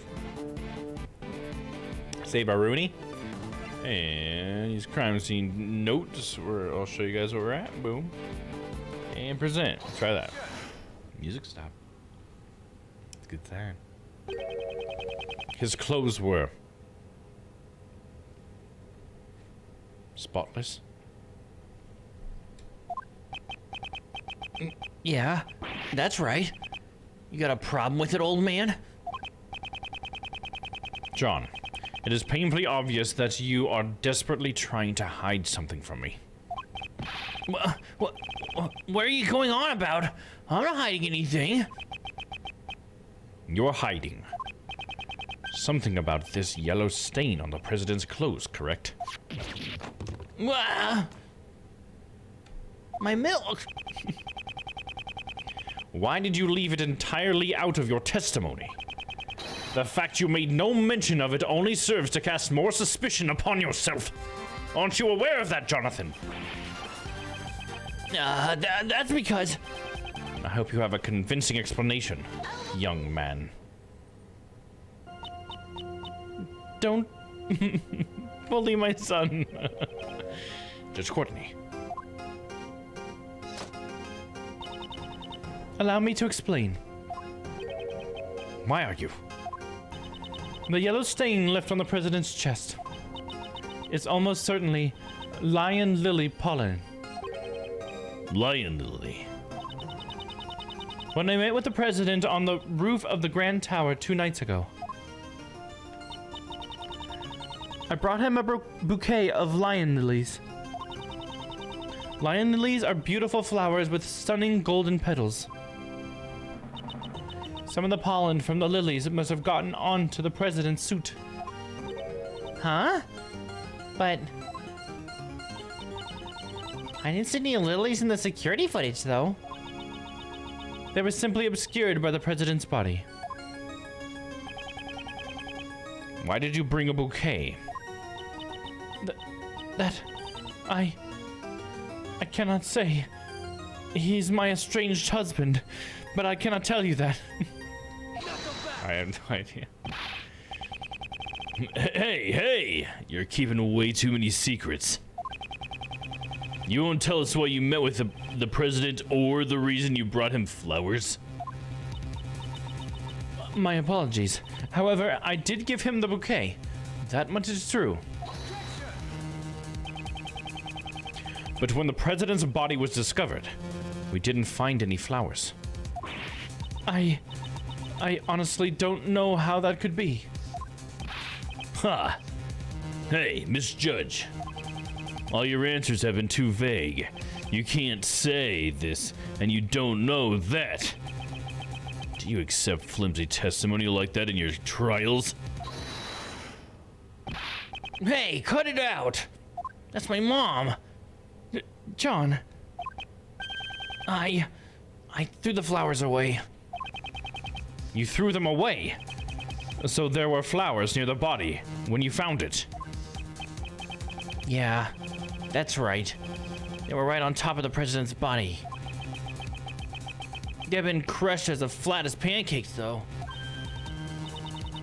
I see, so the flowers were squashed by Mozilla's head, too. And a large amount of pollen got stuck to the president's suit. That seems to be the gist of it. However, why did you go out of your way to dispose of the flowers? No reason. So John's not going to tell us anything either. I guess mother and son both have a lot of secrets, huh? That is not true. At the very least, I can tell you why John threw away those flowers. Huh? John, you saw me leaving the house with those flowers in hand, did you not? Ah, I get it. John saw the flowers and thought of his mom. He threw them away in order to protect Judge Courtney from being suspected. That's not true. You're all wrong. That was his worst lie yet.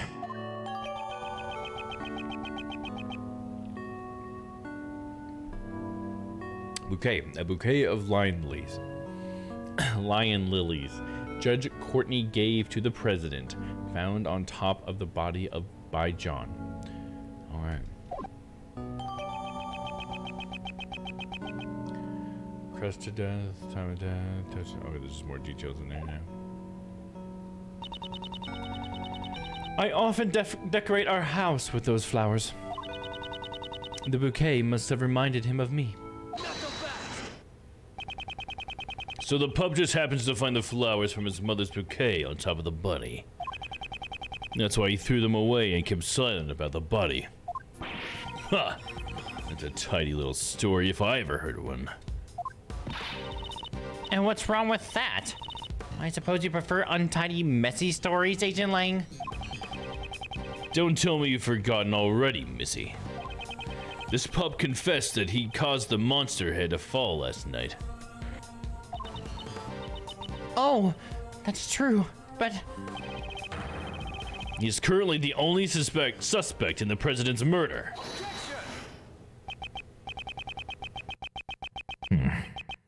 It is true that there are many reasons to suspect John. However, I didn't say that first part out loud. However, there is someone other than John who is far more suspicious. Would you say? John himself was kidnapped by that very person not too long ago.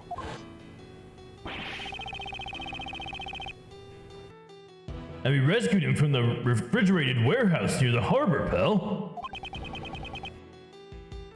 A refrigerated warehouse? That's right, pal. No, he didn't. I should have made that one like a memory one. I was confused. The refrigeration wasn't turned on, so he wasn't about to freeze to death. But if he hadn't yelled out for help, we would never have found him. Once the sleeping drugs wore off, he was finally able to call out for help. Sleeping drugs? Huh. If I recall correctly, when you were kidnapped. That's right. There was a bottle lying on the floor of the refrigerated warehouse. I think it was the same thing that was used on me not long ago. That sleepy ZZZ stuff. It's super powerful. Sleeping drugs used on Kay and John when they were abducted. The brand name is Sleepy ZZZ. How about it, Agent Lang? John is clearly a victim. There is a mastermind at work behind the scenes of this case. Not so fast. I don't know anything about this so-called mastermind. You say they were here last night?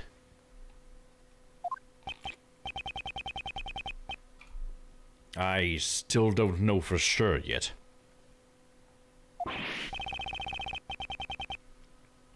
Ha! It's not like you to be so vague, Mr. Prosecutor. Indeed. I still don't have any evidence that ties the mastermind to this murder. Is there someone else? Is there anyone besides John who had the opportunity to murder the president? Would it have been Blaze?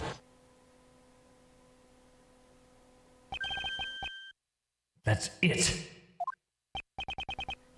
As I thought. In the end, that pup is our only suspect.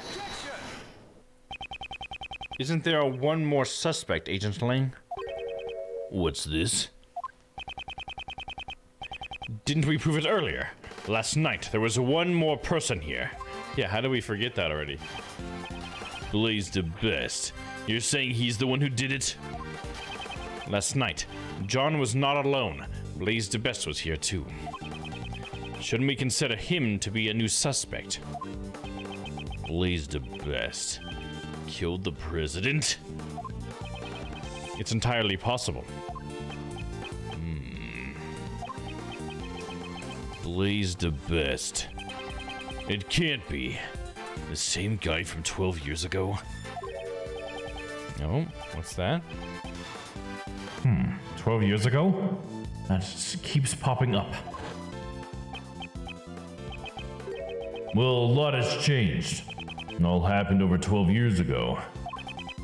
Back then, he and my old man were close friends, and our clan protected the president's life. Lang? Don't tell me you're the one from 12 years ago. You got it. Ain't this nice? Now you're finally going to prison, where you belong. 12 years is a long time coming for a suspended sentence. Don't you agree? Agent Lang, what happened 12 years ago? Nothing that concerns you. On the contrary, it might just have some sort of connection in this case. I suppose you have some proof, Mr. Prosecutor. Show me evidence that there's a connection between this case and the one 12 years ago. Evidence, you say? I might have a couple of those. If you don't have any evidence, then there's no point in talking about it.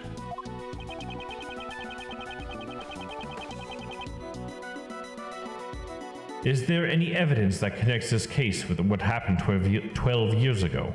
Years ago.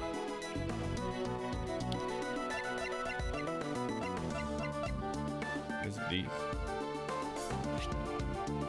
18 years ago.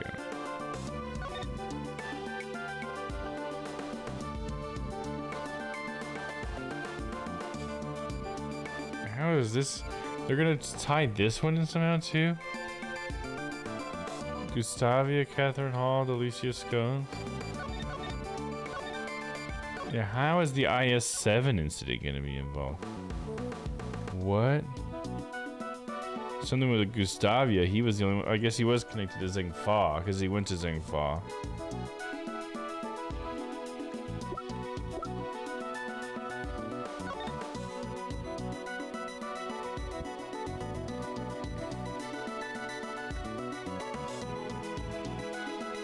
The thing he had laid to rest in front of the flower bed 12 years ago, you simply must retrieve it.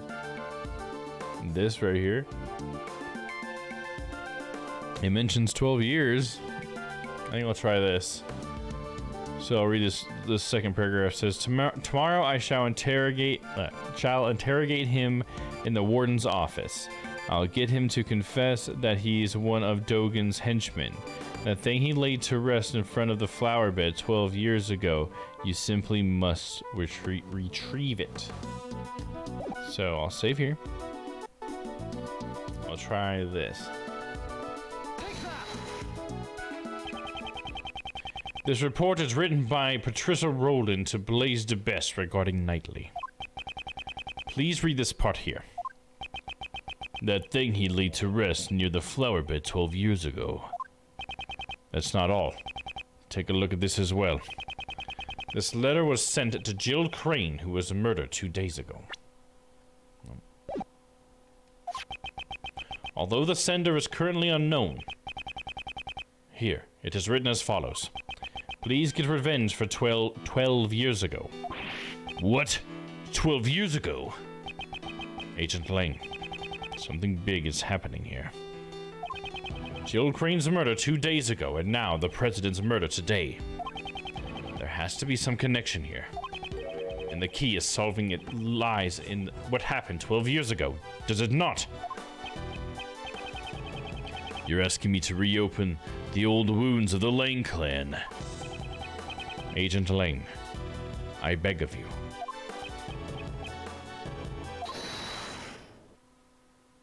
Who said hold it? Yeah. Oh, damn it, wrong voice. Who was that just now? Shifu! What? You guys, what are you all doing here? We follow you here, Shifu. We heard that Shifu was investigating the incident from 12 years ago. You idiots. I'm not your boss anymore. Get back to your own posts. Sir, we can't do that. What did you say? Are you disobeying my order? Shifu, we also beg of you. Reinvestigate the SS5 incident from 12 years ago. One of us could ever forget that case. None of us could ever forget that case. We know you feel the same way, Shifu. Agent Lang, even your former subordinates desire to reinvestigate the case. And you think you can solve the mysteries of that case? Perhaps I can, with your help. I got it. I accept your invitation. Shifu! Shifu! Shifu! Shifu! Now then, with that decided, I guess it's my turn to shine. Okay. We're investigating a case from the past, right? And guess what the best tool for that is? The little Mr. Thief. Right. If you have the case files from the past case, I can recreate it. Unfortunately, I don't have the case files. Huh? What do you mean? Access to those files is restricted. It's being treated as highly classified information. And why is that? I don't know. But it seems like there was a lot of things that they had wanted to keep hidden. Even what I know is limited to what was published in the newspapers back then. That will not be a problem in any case. Please tell us what you know. Sure.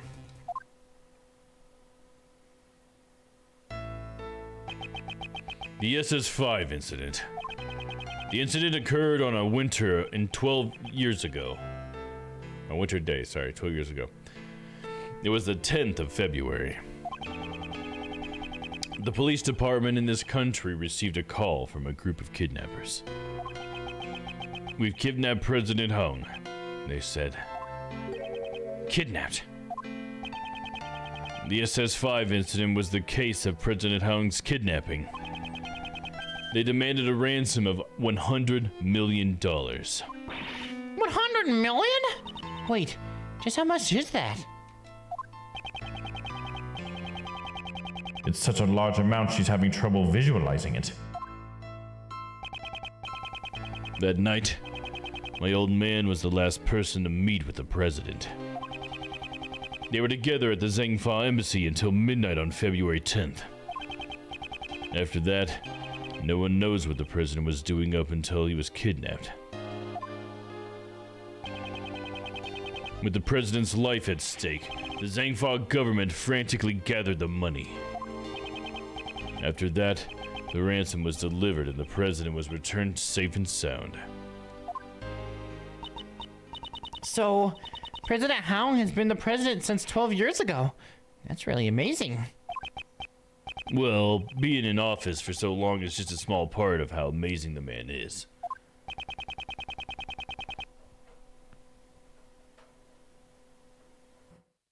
Lang seemed a bit happy when he said that.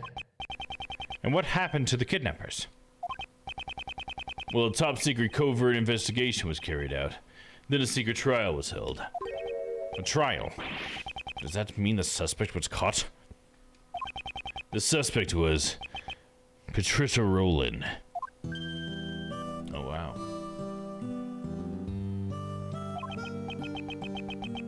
Interesting. The plot thickens.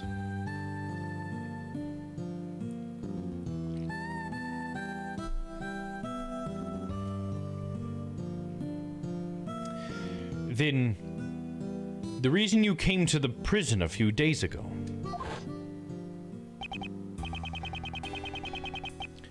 Yeah. I was put on extended leave from Interpol. So I decided to go back and reinvestigate what happened 12 years ago. First, I had to get a good look at the face of my target. So the trial 12 years ago ended with a not guilty verdict. Yeah. Back then, my old man was in charge of every aspect of the president's security. He took responsibility for the kidnapping and was relieved of his post as a bodyguard. But he continued to investigate as a regular police officer until he finally found the culprit. And it was none other than Patricia Rowland. There was no way she could be innocent. However, the result was a not guilty verdict. In the end, the case went unsolved. Crushed in both body and soul, my old man resigned from the police. What was the basis for arresting Patricia Rowland? There was a lot of evidence. At least, that's what I think. But I can't see those documents for myself. So that's where my story ends. What should we do? With only this much information? Take a little little break here. Watch this.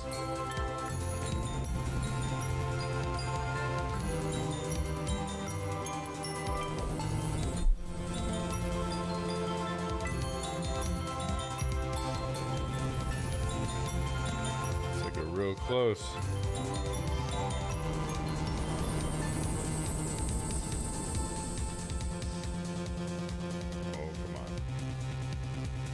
That has to be enough. Now here we go. Even the little thief would have a hard time producing a recreation. Is there really nothing we can do? Looks like you could use some help. Who's that? Oh, look who it is. Hey. Looks like you could use some old Uncle Domm's help, huh? Maybe you could use a couple of hugs up in here, huh? You know what I'm saying. Francesca. Hey, what about old Uncle Ray? And Mr. Shields, too! We finished up with the trial and finally managed to catch up with you guys. Here, take this. This is... Ah, it's the case files for the SS5 incident, sir. 12 years ago, the president was kidnapped and a witness was killed. Touch the check button for details. Okay. When Roland mentioned it 12 years ago, during the trial, it caught my interest. I looked into it immediately and got in touch with Interpol. I expected no less from you, Francesca. Don't get the wrong idea, Miles Edgeworth. I didn't prepare these documents for you, the former prosecutor. I did it for the sake of the investigator taking up the case his father left behind. Sis. But I thought information on the SS5 incident was restricted to the public. That restriction was placed by the prosecutor in charge of the case, Blaise de Best. Blaise de Best was in charge of was the prosecutor in charge? Him? However, as a result of the trial just now, Blaise's authority has been revoked. It's all thanks to his son, Sebastian. By bringing down his father, the door to the past case has been opened. Prosecutor de Best is Prosecutor de Best is currently wrapping things up in Patricia Rowland's trial. He told me to relay this message to you. Leave Pops and his cohorts to me. You guys just take care of the case on your end. He's become quite reliable right before our very eyes. Truly. Alrighty then. This is perfect. Now that we have the files, just leave the recreation to me. Indeed. Well then, let us begin. According to these documents, it appears that the incident took place right in front of the Tower Plaza. Then let's head to the plaza right away.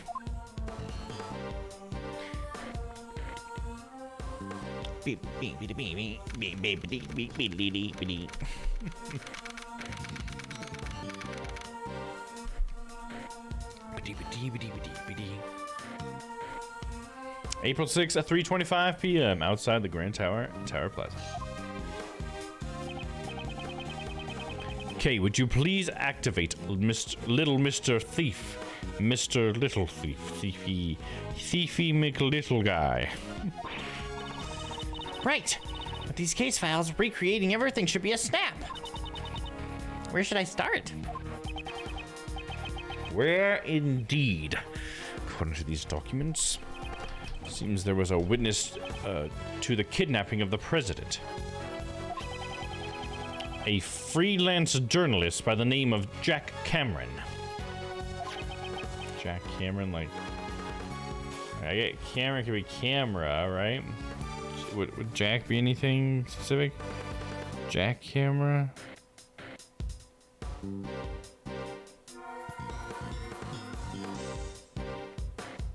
I don't know. All I can see is camera and Cameron, I guess. However, he happened to be in the wrong place at the wrong time, and he was murdered by the culprit. So that would mean that the place he saw the president at was here. Here? At the Grand Tower? No, the Grand Tower was only built around a year ago, Kay. Before that, this place contained mostly old abandoned buildings. Jack be nimble, Jack be quick, Jack jump over the candlestick, and Jack have a camera. There you go. That's like a little... Is that a tongue twister, I guess, or what is that?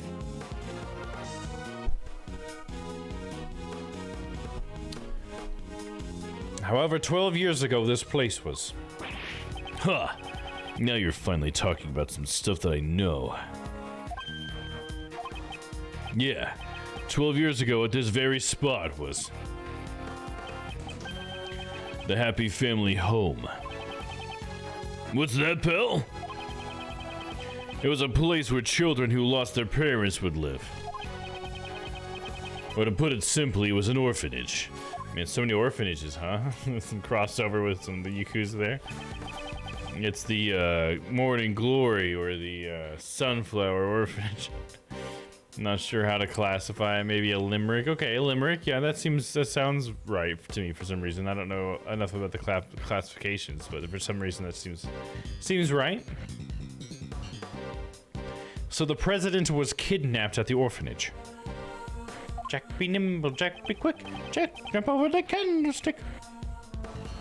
And the head of the facility at the time was Patricia Rowland. Apparently Rowland always referred to it as her home. It seems that suspicion would naturally fall upon her. Patricia Rowland blazed the best, and President Hong. The darkness that remains from the SS5 incident still casts a shadow on the present case. Okay, I'd like you to input the investigation data from Jack Cameron's murder case. We can probably assume that he was killed by one of the kidnappers. So if we solve the murder case, we know who the kidnappers were, right? Precisely. I'm counting on you.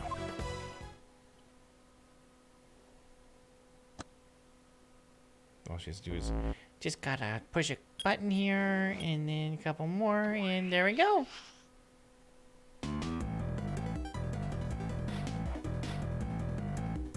Oh, wow. This fucking transports you to the past, dude. That's so gnarly.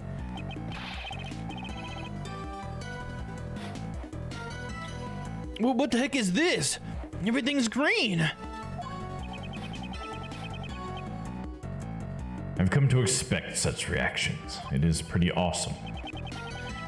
This is a recreation of the grounds of the facility that stood here 12 years ago. Based on the documents from the police investigation. I recreated the scene to show what it looked like when the police arrived at 7 a.m. the next day. It appears a fair amount of snow had piled up here. Yeah. I heard that the footprints in the snow were prime pieces of evidence. The snow fell during the day on the day of the incident. So the snow only fell before the crime took place, which means the footprints wouldn't have been erased by any further snow. I must make sure to pay close attention to these footprints. Okay. Footprints. Okay, now we get to walk around. Miles' legwork is on the case. Oh, sorry, one second.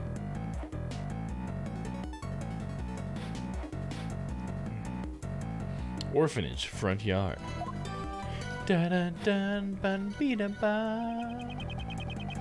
Walk around and stomp all over the footprints. Yeah, no need for footprints anymore. I guess it's just virtual footprints. So I probably actually wouldn't even be able to do that.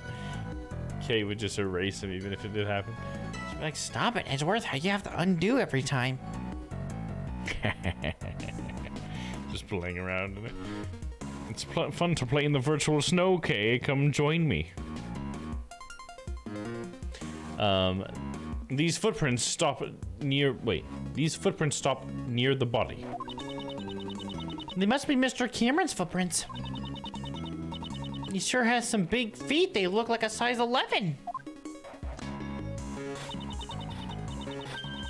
According to the data, his shoes match these footprints.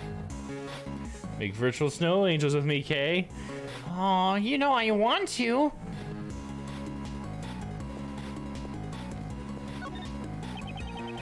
The footprints here seem to lead to and from the body. These footprints were believed to be the culprits. The shoe size is about a size 7. That's fairly average. It seems you won't be able to tell who the culprit is from these footprints. Doodum beedum bop.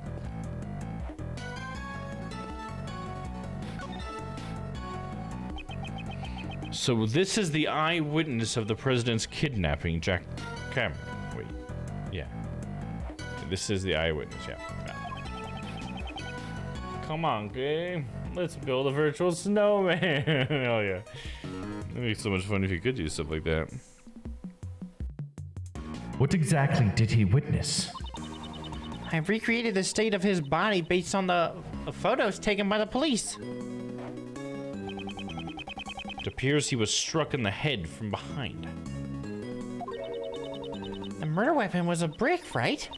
Looks like the ones from the garden.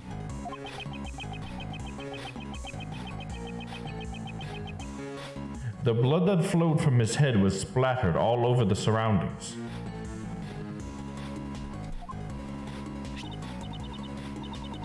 Here, take this.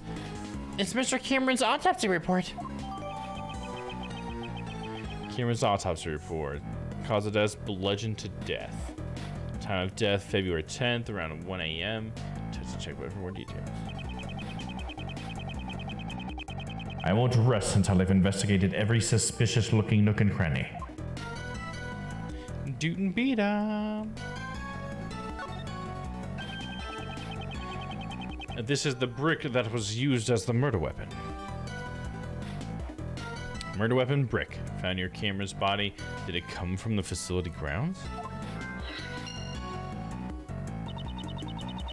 You can find bricks like this all over the garden. They must have used one of them as a weapon.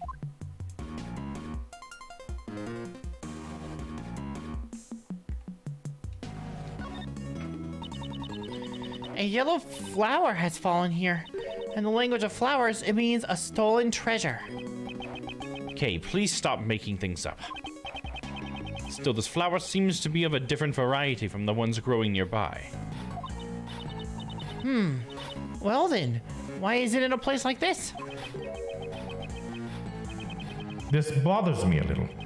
We should examine the flower bed itself after this. I knew it.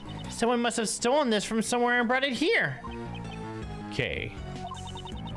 And in the language of flowers, this means an angry prosecutor.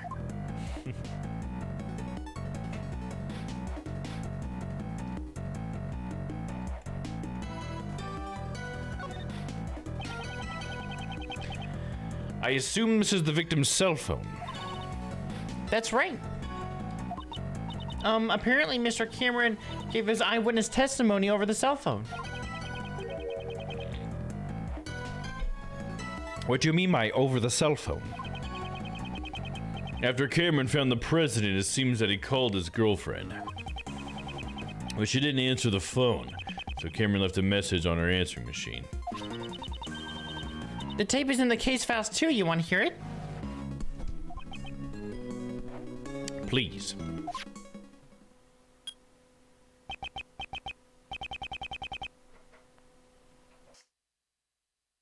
Hello? Jill? Are you asleep already? I'm in front of the facility now, but something's not right. President Hong is here of all places. And what's more...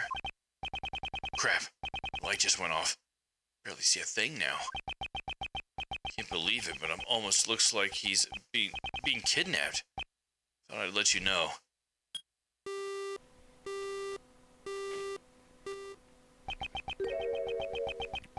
What was that sound at the end? It seems he was attacked while he was still on the phone. Agent Lang, may I ask? What was the name of Mr. Cameron's beloved? I'm pretty sure I heard her name was Jill Crane. Oh, shit. So, it was true. Did you say Jill? This was why she was seeking revenge for 12 years ago. God, it's such a web, dude. It's a web of lies. Oh,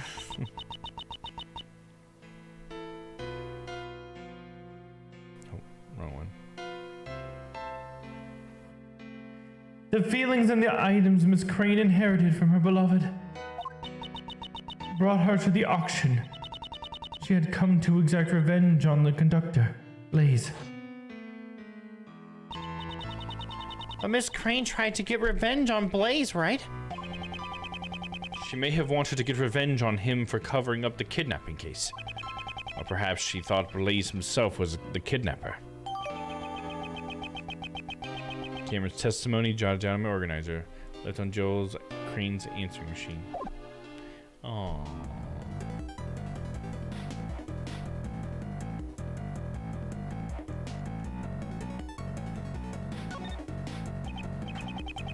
The victim was carrying a camera. Oh, according to the case files, it seems he only managed to take a single photo. Here it is. It's a virtual snowman.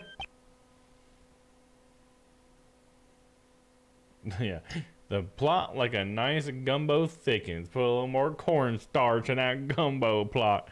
There you go. The plot gumbo plot. Jumbo gumbo plot.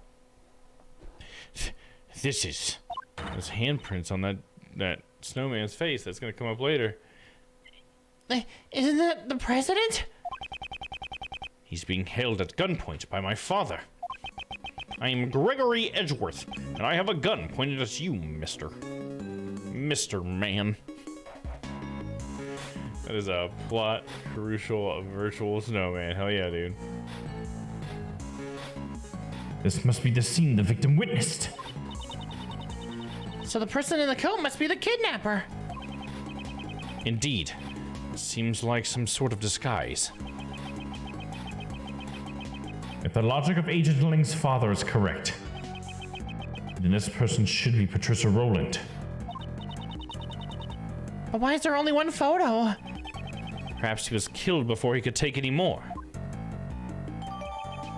Cameron's photo data. Only a single photo of the president's kidnapping was taken. Touch the check button for details. Okay, now we're just gonna look at his body. That body. Jack Cameron was a freelance journalist. He was killed because he witnessed the president's kidnapping. The blood really stands out in the recreation. It's giving me the heebie-jeebies. Even in the original photo, it looks brutal enough. A lot of blood was spilled. The back of the head is covered in blood. That must be where all the blood spilled from. According to the autopsy report, he was struck in the back of the head with a brick. Indeed. It's likely that the killer approached Mr. Cameron from behind. Is the victim holding something in his right hand? That's also written in the case files. It seems he was holding onto a button. A button? And he'd tear it off the culprit's clothes. His corpse held it tightly in his right hand, stained with Cameron's blood. Bloodstained button. Okay. Interesting. Are we done here? Maybe there's the blood stains? Or I guess there's the footprints coming up to it. No.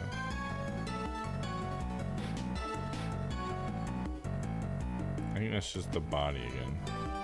Trying it. The blood is so vivid. According to the autopsy report, seems the immediate cause of death was blood loss from the blow to the head. Indeed. Not only did it spill out from the wound, but it splattered around the surrounding area. No one could have survived after losing this much blood. I guess it's safe to say that the autopsy report matches the state of affairs. Okay. I think we're good.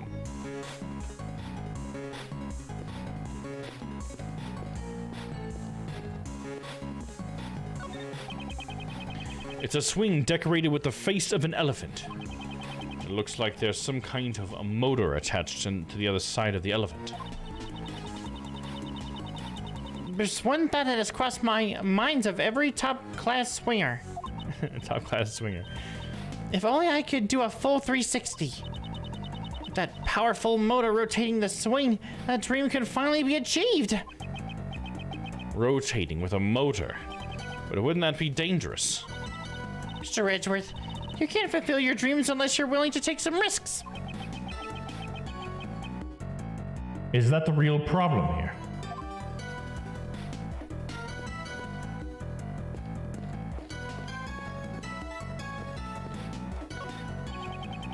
These playground toys are modeled after a hare and a tortoise, like from the fable. The tortoise and the hare competed in a race, and in the end the hare lost. And now for something completely different. It's time for a cake quiz. Why did the hare lose? There are 3 choices. Interesting. I already know the answer, because the hare took a nap. The hare's favorite shoes were stolen by the Yatagarasu. The tortoise trained the Yatagarasu until it became faster than the hare. Unbeknownst to the 2 animals, the Yatagarasu stole the victory from the shadows. Well, okay. She's such a goof. That's funny.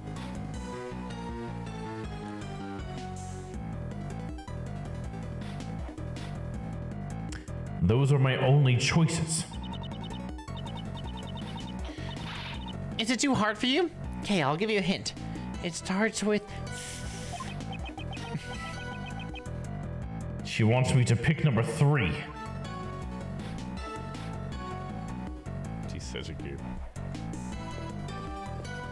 I could never pick number 3. This bear-shaped igloo is both... Oh, sorry. This bear-shaped igloo is both cute and scary at the same time. I hereby declare this a bear-glue. It looks as though this igloo could fit 3 people inside. I'm not going to say bear glue. Yeah, I bet you could live up to 3 years in this bear glue. 3 years? What about the summertime? The igloo would melt. I'm not going to say it. Mr. Edgeworth, say that again! Say that one more time! The igloo would melt. Ah. Do you really wanted to say it? I'm not going to say it.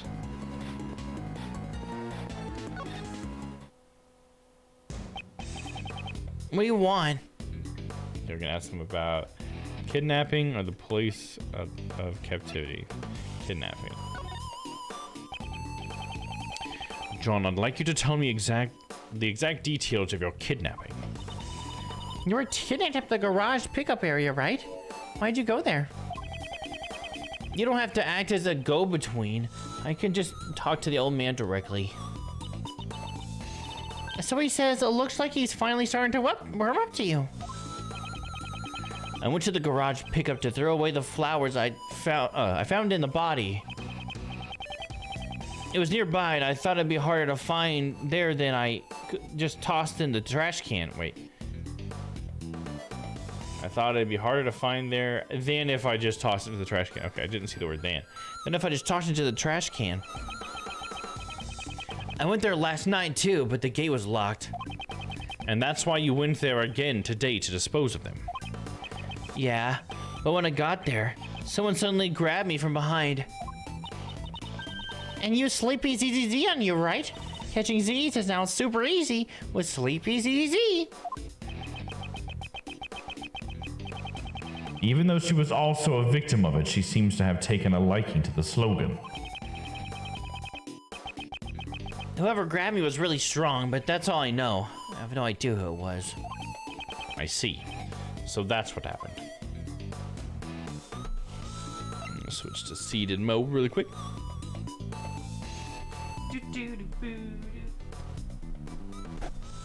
Nope, almost lost my hand.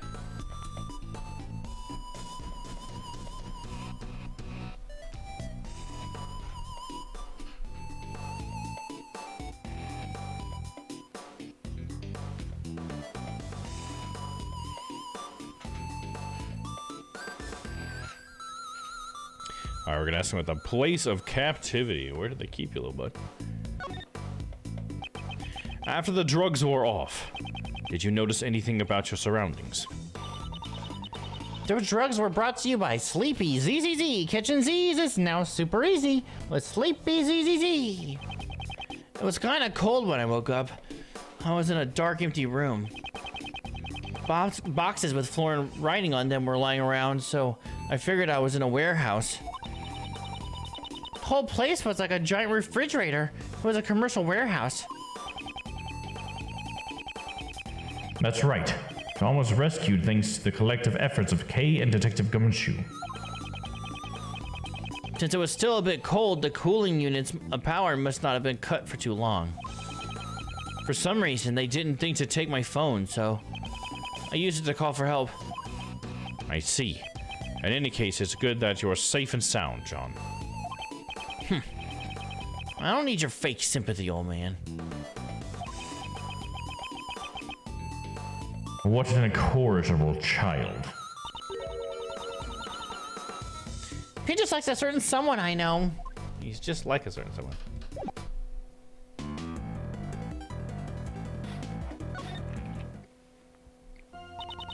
Let me speak to your mother, child. Please, ask me anything you wish. Damn it. John Marsh. You have my heartfelt thanks for bringing John back. Oh, even the thought of him not coming back makes me... Hey, old man, don't bully my mom! No, that wasn't my intention. Ooh, look at him go! Mommy's little knight in shining armor, he's so cool. It's not like that. Quit blabbering stupid stuff about me. John, please wait. May I proceed, Mr. Edgeworth? My actions were unbecoming of one who calls herself a servant of the goddess of law.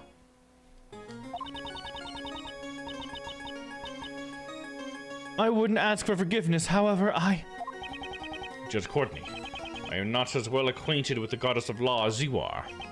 However, isn't it the goddess also a mother of who knows? Wait, isn't that goddess also a mother of other gods? Wait, yeah, a goddess of other, a mother of the other gods. Is she? Okay, I guess I didn't know that. I was tripping all over that. When did Ace Attorney get Colty, goddess of law? Just with her, man. Yeah, Courtney's so weird with how she does that, and it's like she's like that weird kind of culty too, because it seems like the goddess of law is just whatever the fuck Courtney wants to, which is kind of lame. So yeah, it's been a weird part of her character, but it's kind of interesting. She's got like a more like holy looking outfit and stuff. It's like every cult leader. Yeah, exactly. It's all just a fucking front for them to be the fucking tell you what to do or whatever. They want to be God. However, isn't that goddess also a mother of other gods? The law makes exceptions for extenuating circumstances and understands a mother's heart. I'd say perhaps your goddess sympathizes with you more than you think. Mr. Edgeworth. I don't get it. What the heck are you two blabbering about? It's okay, John. I don't have a clue either. We're just too young for that. Patricia's trial. It seems the dust has settled on day one of Patricia Rowland's trial. Yes. Well, the decision has yet to be reached. I would say a guilty verdict is quite likely. I'm sure a thorough investigation into her connection with Blaze will be conducted as well. After seeing Sebastian today, I know he can put our faith in him. Is someone calling me? Oh, it's Best Buy calling me because I'm getting my... I have a package coming in tomorrow. I should be finally getting my dryer tomorrow, I think. One of them got delayed, but I think I'm either getting my new fridge swap out or it's my dryer, but one of them got delayed till next Wednesday too, so because they were supposed to both be here tomorrow, but God, are they horrible at delivering this stuff. So I either have my good fridge coming in because my last fridge got damaged, or yeah, like I said, my dryer. So that's pretty cool. Finally be able to dry my clothes without having to hang them around my house. All right, sorry about that. Let's continue. After seeing Sebastian today, I know we can put our faith in him. Just like Kay, Sebastian is also in the midst of training for the future ahead. I see. When you say it like that, I guess we have more in common than I thought. I said a few mean things about him, so the next time we meet, I'd like to apologize to him. I'm sure we'll get your opportunity, but for now... Yes, at present, solving this case is our top priority. That's all we got for him. Do. Do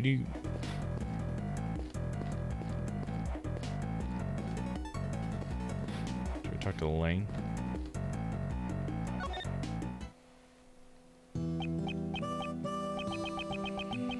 Three flower beds and snow. Agent Lang, what's the matter? Something strange. I wasn't able to read the SS5 incident case files until now. Since Blaze had all access to that information restricted. Yeah, that's right. And yet, I feel like I've seen this exact scene somewhere before. What do you mean? Where did I see this? If I could just remember. Burp came up. He looks deep in thought. Should leave him alone for a while. No, I can leave him alone, or I can ask him 2 questions. We're gonna ask him 2 questions. Father and the President. Tell me more about your father. After the SS5 incident, the President completely changed. Well, he must have felt like his trust had been betrayed. I guess it's only natural. He cut off all ties with the Lang clan, putting an end to our deep bond of trust. My old man wanted to at least apologize in some way, so he tried to go see the President more times than I could count. Of course, the President refused to meet with him. He wouldn't even give him the time of day. I don't know if it was from the bodyguards, but there were times when he'd come back all beaten up. But me standing around talking about the past doesn't do jack, does it? I shall be the judge of that. For now, just keep telling us what you know. You're still as tactless as ever. Well, I figured you'd say as much. I have one more question about the SS5 incident. The fall of my old man was also the fall of the Lang clan. The family that failed to protect the President. That's what we became. My old man started to investigate the case like he was possessed. Could someone so driven by obsession truly conduct a proper investigation? Sheesh. You really don't pull your punches, Mr. Prosecutor. Don't think I blindly trusted in his investigation just because he's my old man. His investigation was meticulous down to the last detail. Apparently, he even conducted a thorough interview with each and every kid at the orphanage. He interviewed every child. Wonder how fruitful his results were. I hate talking to children. I'm sure the results were horrible.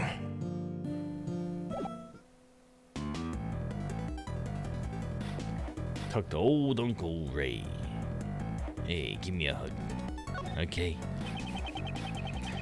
This scene sure puts a chill in your bones. Uncle Ray needs a hot babe to keep him warm. Could you please try to be a little more serious? Oh, if that's what Kay wants, I guess I have no choice. Miles, this is where it all began. Isn't that right? Yes, I fear that is the case. What was Patricia and Blaze's true goal? There are still many mysteries yet to be solved. Indeed, it is just as you say. Particularly the mystery of what will happen if Kay Ray what will happen to Kay Ray's love? Isn't it suspenseful? Not even a little. You just couldn't resist, could you, Mr. Shields? Why can't you ever stay serious for more than a minute? I think he's genuinely incapable of staying. Wait, whoa. I think he's genuinely incapable of staying serious for that long.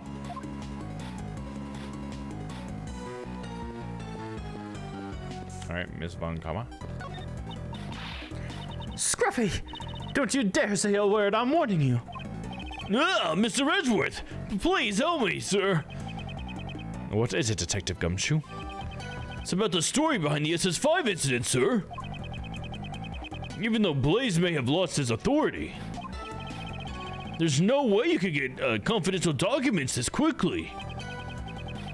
That got me curious, so I made a few calls and asked around. And I found out that Miss Von Karma used all sorts of forceful tactics too. Scruffy, I thought I warned you. No. You've done a lot for us, Francesca. I promise I will bring this to an end with my own hands.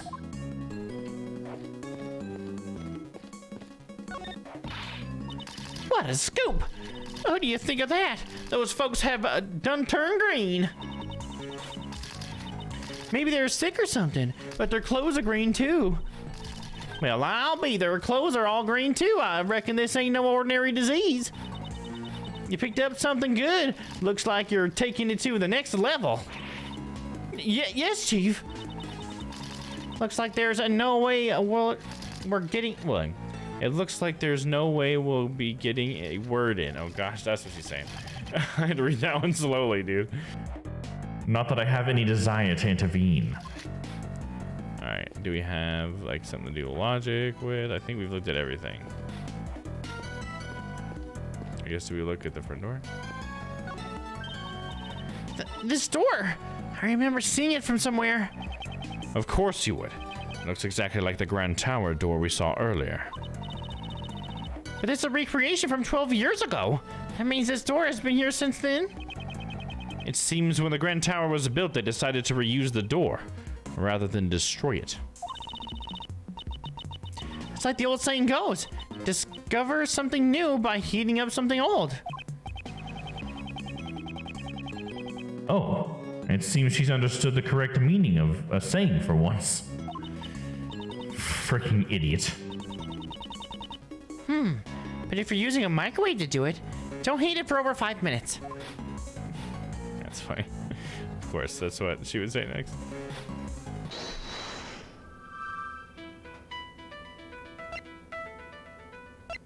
Okay, that's nothing to logic, obviously.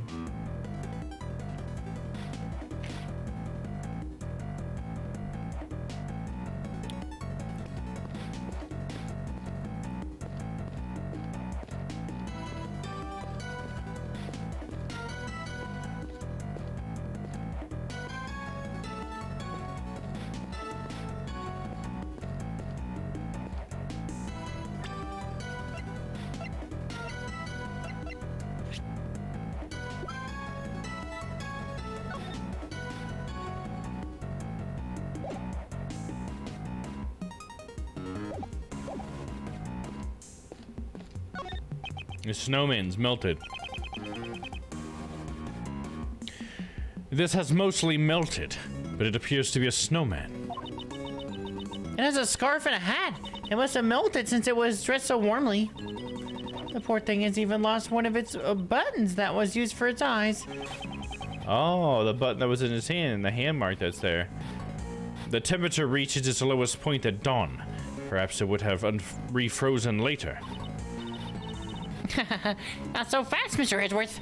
Once a snowman melts, even if it freezes up again, it becomes an iceman instead of a snowman. Nah. What? Is this what she was expecting me to say? Alright, well, I see a connection there.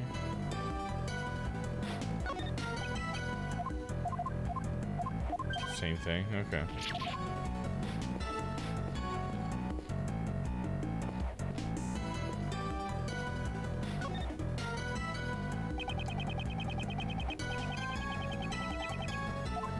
Yeah, he said I already checked it. That means that there's nothing else to see here.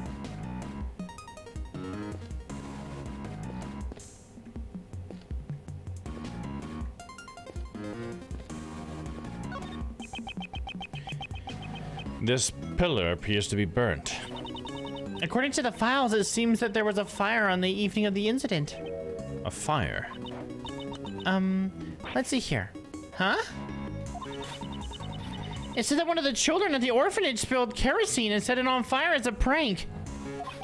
I guess the kid had far too much energy. And thanks to that, we can't make out any of the footprints near the main hall. Prior to the incident, a child's prank caused a fire on the facility grounds. And my organizer.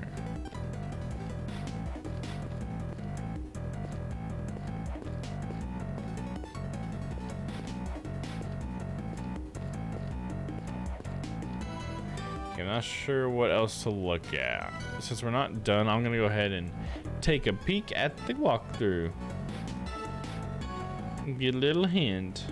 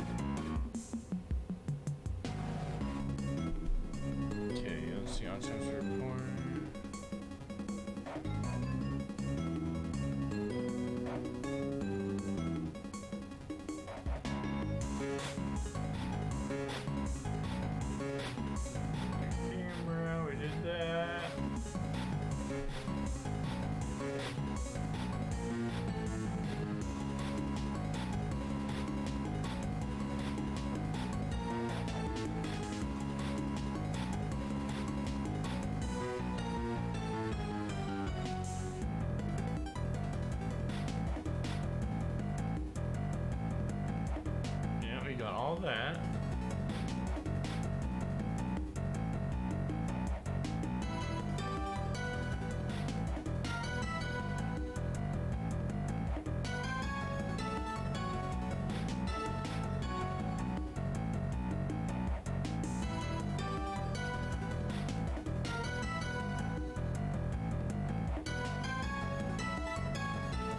Oh, okay. I'm supposed to be able to examine this.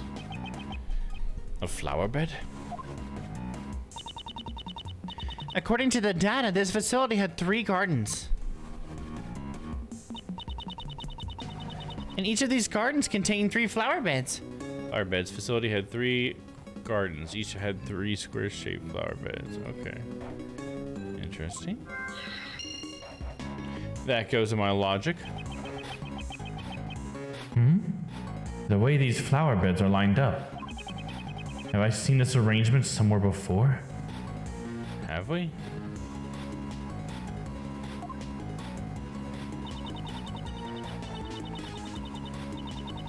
Oh, because it would be like where the feet were? Is that what it is?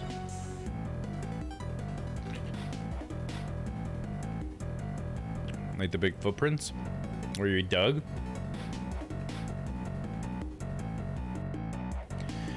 It says it was during the winter there were no flowers in bloom at the what a shame. What's this yellow flower? Huh? Why is there a single flower here? That is a lion lily. It is a very rare type of lily.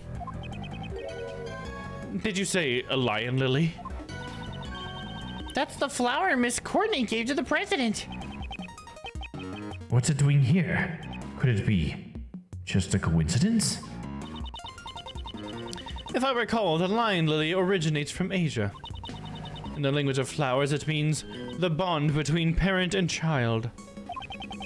I never knew you were so familiar with flowers.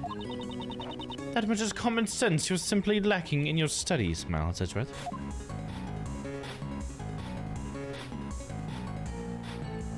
I wonder if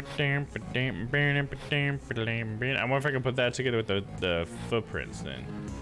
Let's see if there's anything else.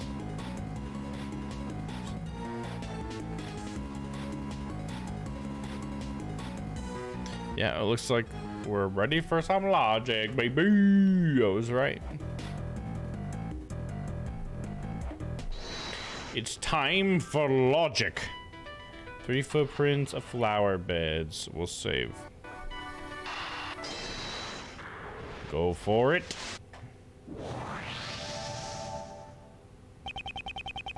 Perhaps this is the true nature of the monster's footprints. True nature? Compared to the positions of the 3 footprints in the 3 flower beds on the left. Ah! The exposed areas of dirt match the areas where the flower beds were. So Blaze dug holes in front of where each of the 3 flower beds used to be. Exactly. Now, why would he do such a thing? I believe we have a piece of evidence that tells us why. Why did Blaze dig holes in the ground near the flower beds? Okay, what is it? It's not jumping out to me.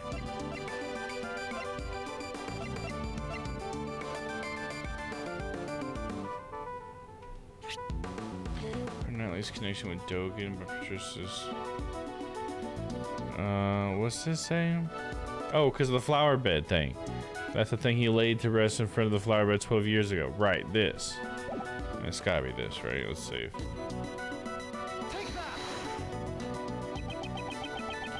The report from Patricia Rowland to Blaze de Best. It said that something was laid to rest in front of the flower bed. So Blaze was following Miss Rowland's instructions to dig it up? But why would he dig up 3 holes? The report didn't state which of the 3 flower beds the item was in front of. Oh, so Blaze didn't know exactly where to dig. So that's why he had to dig up all 3 spots. Most likely, yes. I'm sure Blaze himself was none too happy about that. He went through all that trouble. I wonder what he was trying to dig up. What did Blaze dig up? Instructed by Patricia, something was dug up near the flower beds. Was it a body?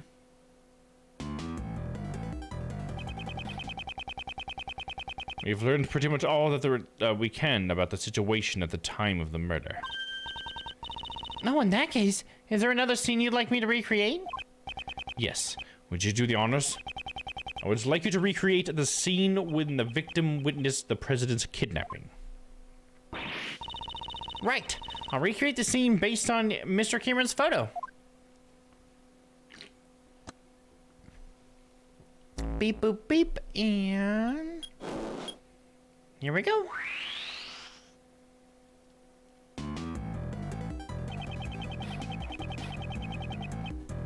Mr. Cameron is standing in the middle of the flower beds.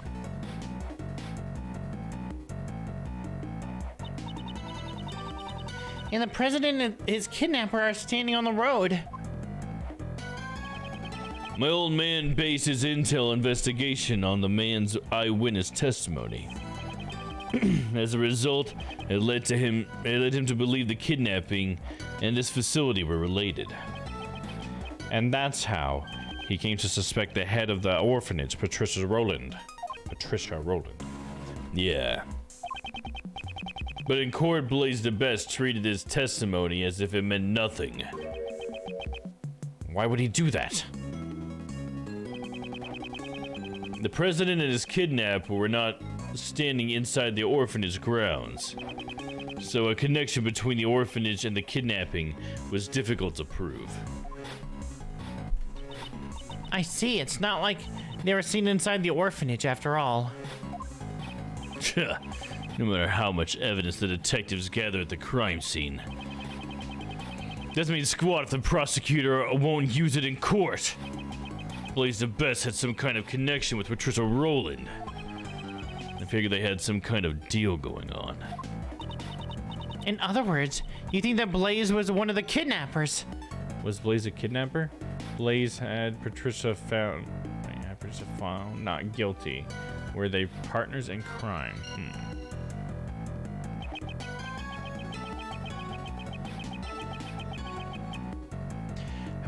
However, your father was convinced that Patricia Rowland was the culprit. Your father was a highly capable investigator, I presume. Might he have had some other basis for his conclusion besides the eyewitness testimony? Yeah, I figure he did, but I have no idea what it was. My old man never really talked much about his case.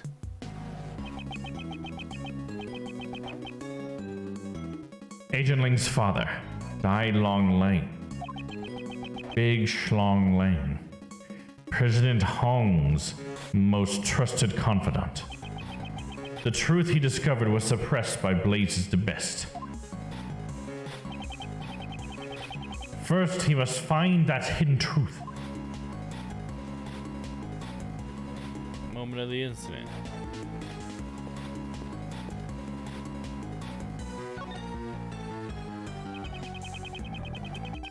I won't rest until I've inspected every suspicious-looking nook and cranny.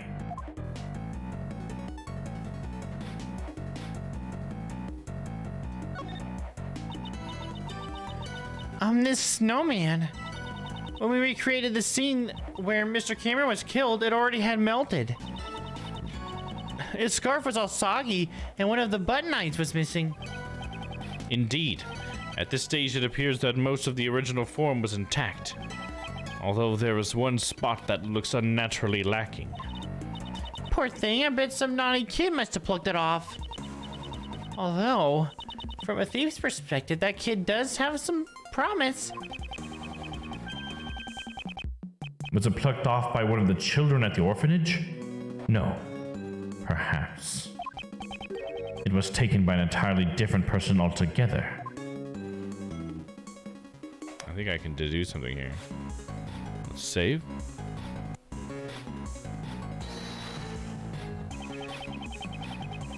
Is the spot somehow related?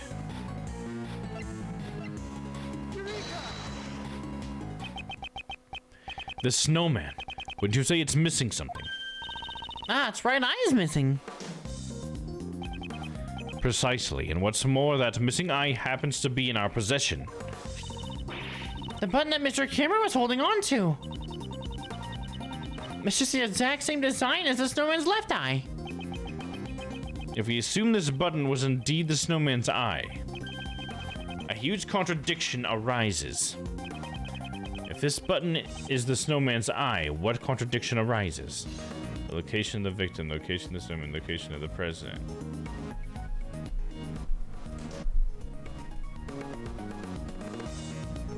The location of the victim? Because he was supposed to have witnessed it, but he couldn't see it.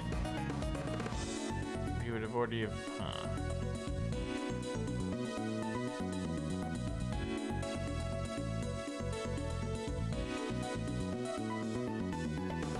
I think it would have to be the location of the victim, right? He's the one that was holding it. Sorry, these are the choices I have. Location of the victim, location of the snowman, and location of the president. But I think it has to be location of the victim. We'll say it.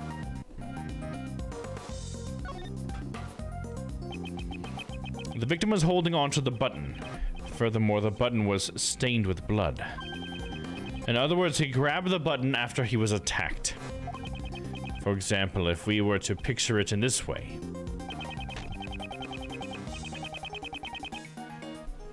After being struck in the back of the head, Mr. Cameron lost his balance. As he was falling, he reached out to his hands toward the nearby snowman. However, it could not support his weight, and he collapsed while he was while still grasping the button. That means Mr. Cameron was near the snowman when he was attacked. Indeed. At the very least, he must have been within arm's reach, however. It's quite clear that he would not have been able to reach it with his current position. But Mr. Cameron's footprints only lead towards the flower bed. I think I read Edgeworth line is okay. Can we be certain that those footprints really are Mr. Cameron's? Seems we need to investigate them once more. Understood. I'll recreate the time the body was discovered.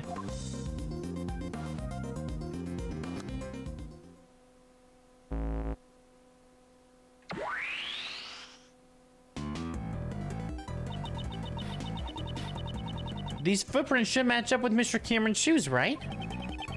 Let's inspect them again. These footprints, are they really Mr. Cameron's? They're size 11-inch shoes, and these huge footprints match up with Mr. Cameron's shoes. No matter how you look at it, they're moving steadily towards the center of the flower beds. When Mr. Cameron was attacked, he grabbed the button from the snowman. Even with the Great Thief's peak human conditioning, your arm can't just stretch that far. Let alone an ordinary civilian, it'd be completely impossible. The footprints come from the footprints come from the shoes worn by the victim, just as the case files say. However, does that mean Mr. Cameron was the owner? Does that mean that Mr. Cameron was the owner of these shoes? We should re-examine Mr. Cameron's shoes. Okay.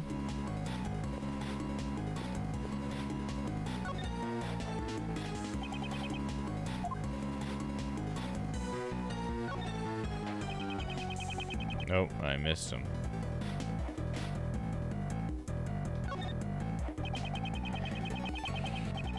These shoes should match the footprints, however. These shoes, it seems like they're not the ones originally worn by the victim. What do you mean? If you look closely, you'll see the laces were tied up strangely, and the size doesn't seem to fit quite right either. I didn't get that much detail with a virtual fucking recreation. That's awesome. That's a good tool, man. Didn't belong to Cameron. Culprit likely placed shoes on the victim's feet after he had died. How many these huge footprints leading up to the victim's feet? Or most likely made by someone other than the victim. So then the footprints leading up to a victim's head must be Mr. Cameron's. No, not necessarily. They seem a little too small to be the victim's footprints. So none of the footprints are his? Then which way did Mr. Cameron walk from? It's quite simple. The victim did not walk here on his own accord, but rather, he was carried here after he was murdered by the culprit. The body was moved. There are signs that Cameron's body was carried from somewhere else. Okay. The question now becomes, where was he killed and carried from? Perhaps it was near the snowman, after all. We're done here.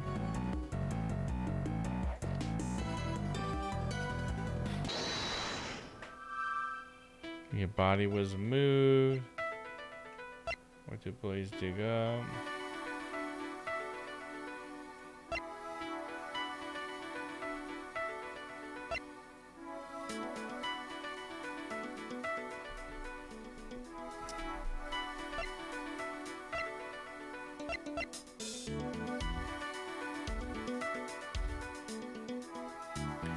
It's carried from somewhere. Oh, sorry. I wasn't showing the whole thing. Nope, there's the ad. Hello, ad. I don't know if we're ready to do any logic with this stuff. Yeah, body was moved. And then was Blaze kidnapped her?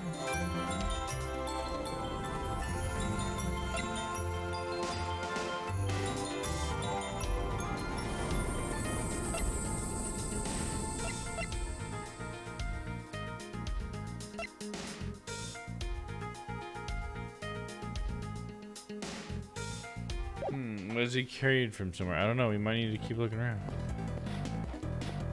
But dootin' bootin' doo doot.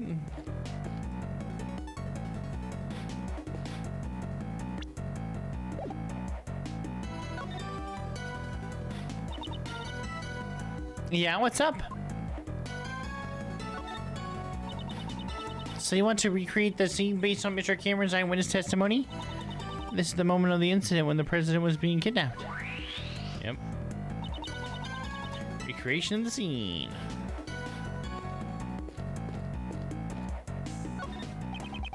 Cameron took a photo of the president from this spot. And he also called Miss Crane, right?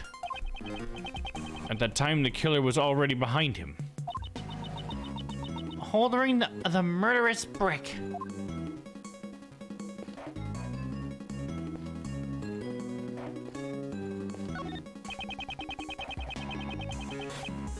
No, yeah, that's what we just read.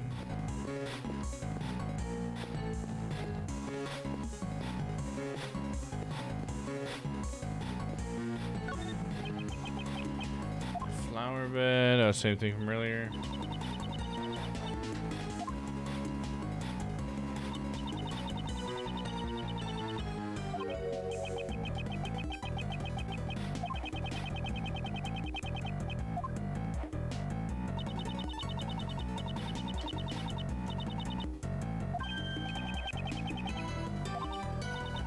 It doesn't let me skip through this one. Come on.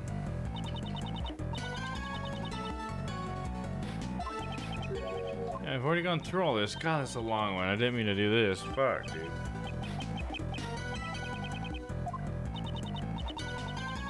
Oh my gosh, come on!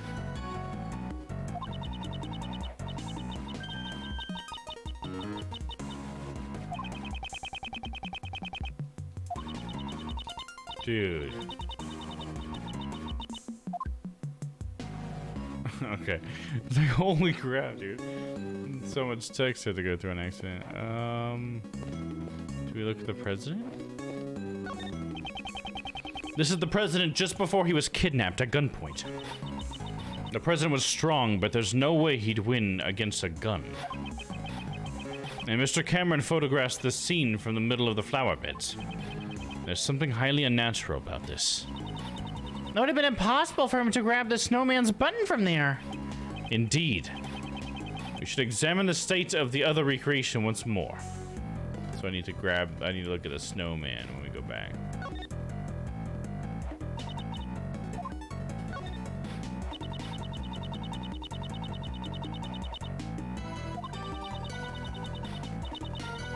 Oh, come on, let me skip through that.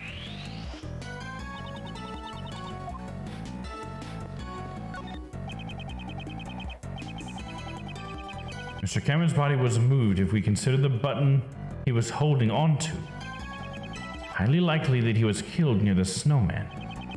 Take a closer look.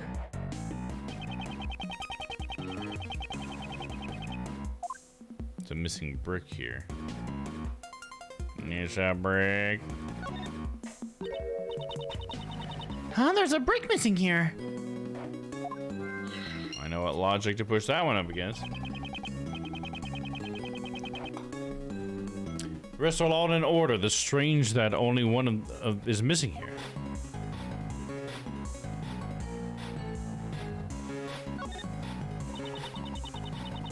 The snowman has become a sad sight to look at.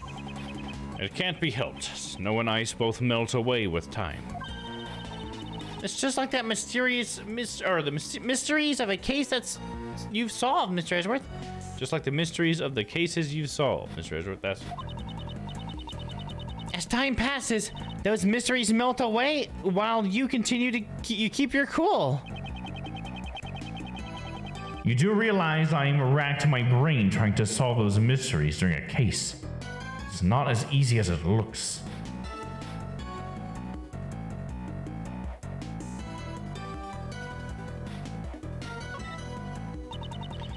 There are some size 7 footprints going back and forth. According to the police files, these are the culprits' footprints. Indeed. They seem to grow faint and disappear as they approach the road. There's not much snow left on the road after all. As expected, it'll be difficult to determine who these footprints belong to. Okay, I'm gonna cut to the logics and stuff. I thought it was gonna be a deduce, but it's just a logic. So we got murder weapons, a brick, and we got missing brick. This has got to be one that we put together, right?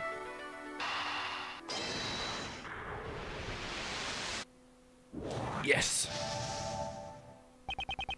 Perhaps the missing brick was the one used as the murder weapon.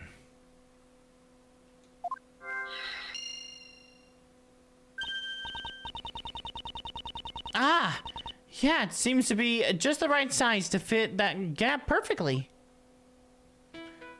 Go. Body was moved, was blazed, brick near snowman. The brick used to kill Cameron was from near the snowman. And then body moved. I could try putting those together.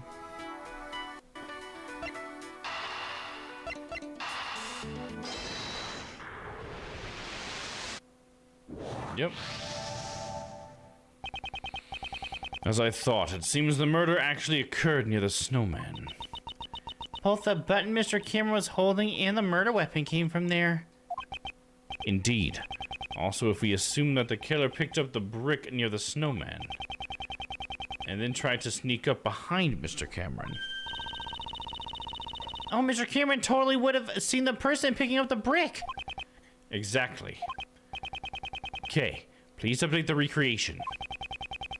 Mr. Cameron was not in the middle of the flower beds, but near the snowman.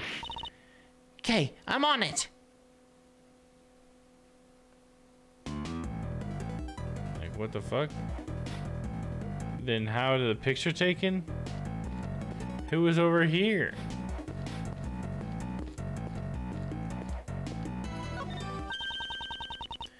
No matter how you look at it, this is strange. All the people involved in the case are gathered in the same place. Did we make a mistake here or something? One piece of evidence this recreation is based on is odd. I had to choose which piece of evidence is fake. Which piece of evidence is likely to be fake? I think if it was a fake piece of evidence, it would be the button. That's my guess. Or it could be the butt. Or no, I mean, it could be the photo.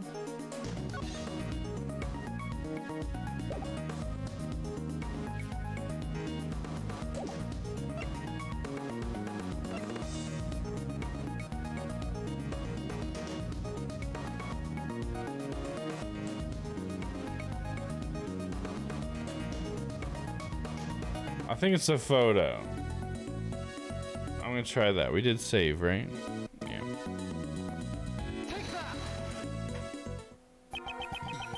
Was this photo really taken by Mr. Cameron? Nah? What do you mean? We have proven that whoever killed Mr. Cameron also moved the body. For what reason would they have to deliberately move his body? Perhaps the culprit wanted to falsify the scene that Mr. Cameron witnessed. And that's why they took the photo? They made the president stand under the street light and took a photo with Cameron's camera. It would have been quite simple. Now that you mention it, Mr. Cameron's camera only had one photo in it, right? Indeed.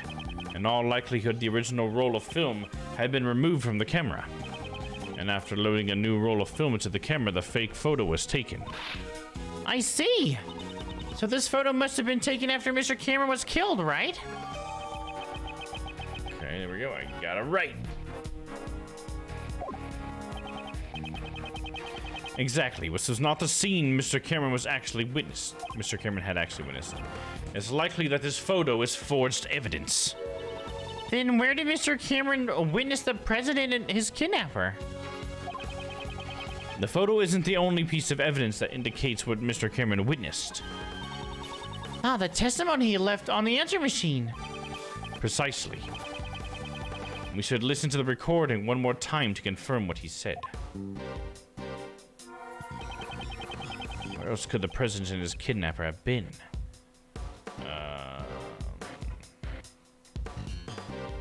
I thought we were supposed to listen to the recording one more time. Oh shit, dude.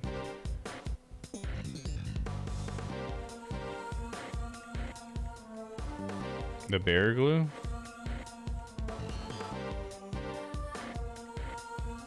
Where else could the president and his kidnapper have been? I don't know, right in the middle of flower beds? Fuck, I don't know, we'll try that first.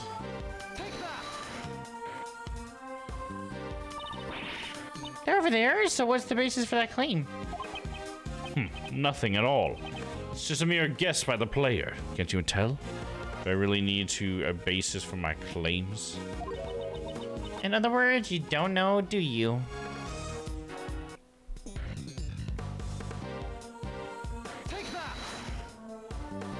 I tried the bear glue. Nope.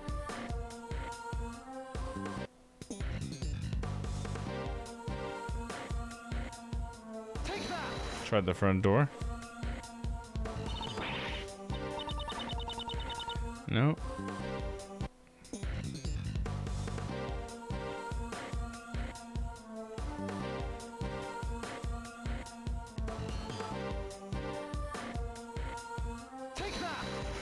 Try the other side of the gateway.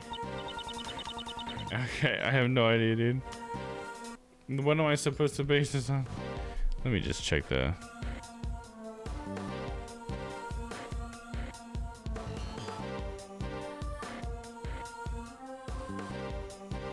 Oh, where the fire was.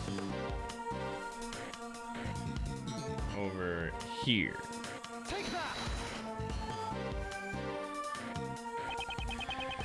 Mr. Cameron said this on the answering machine. The light just went off. I can barely see a thing now. There are only two places here where the lights are broken. The light by the orphanage. Okay, could you please update the recreation? Roger.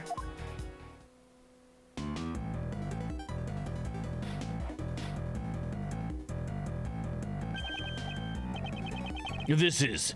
So the kidnapper was near the orphanage. Indeed, with this we've shown the connection between the orphanage and the kidnapping. So that's why they moved the body and took a fake photo to create false testimony. In order to remove any suspicion towards the orphanage in court. With this, the state of the recreation has changed completely. The time the body was discovered, a scene has probably been greatly impacted as a result. Well, let's go check it out right away. Preparations are ready. Since the state of the recreation has changed once again, I should press the Y button to select change recreation. Let's give it a give it a try. Let's get tongue twisted.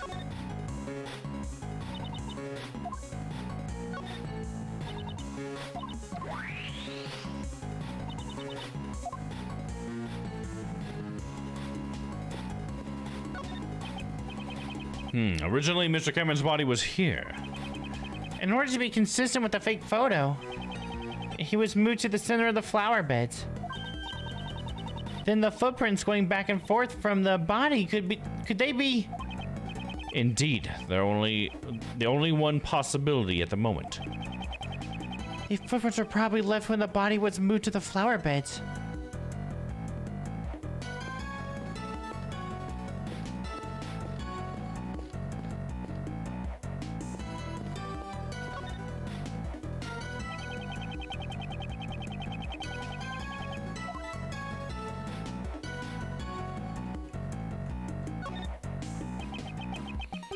The blood spatter above the snow, there currently was, certainly was a substantial amount.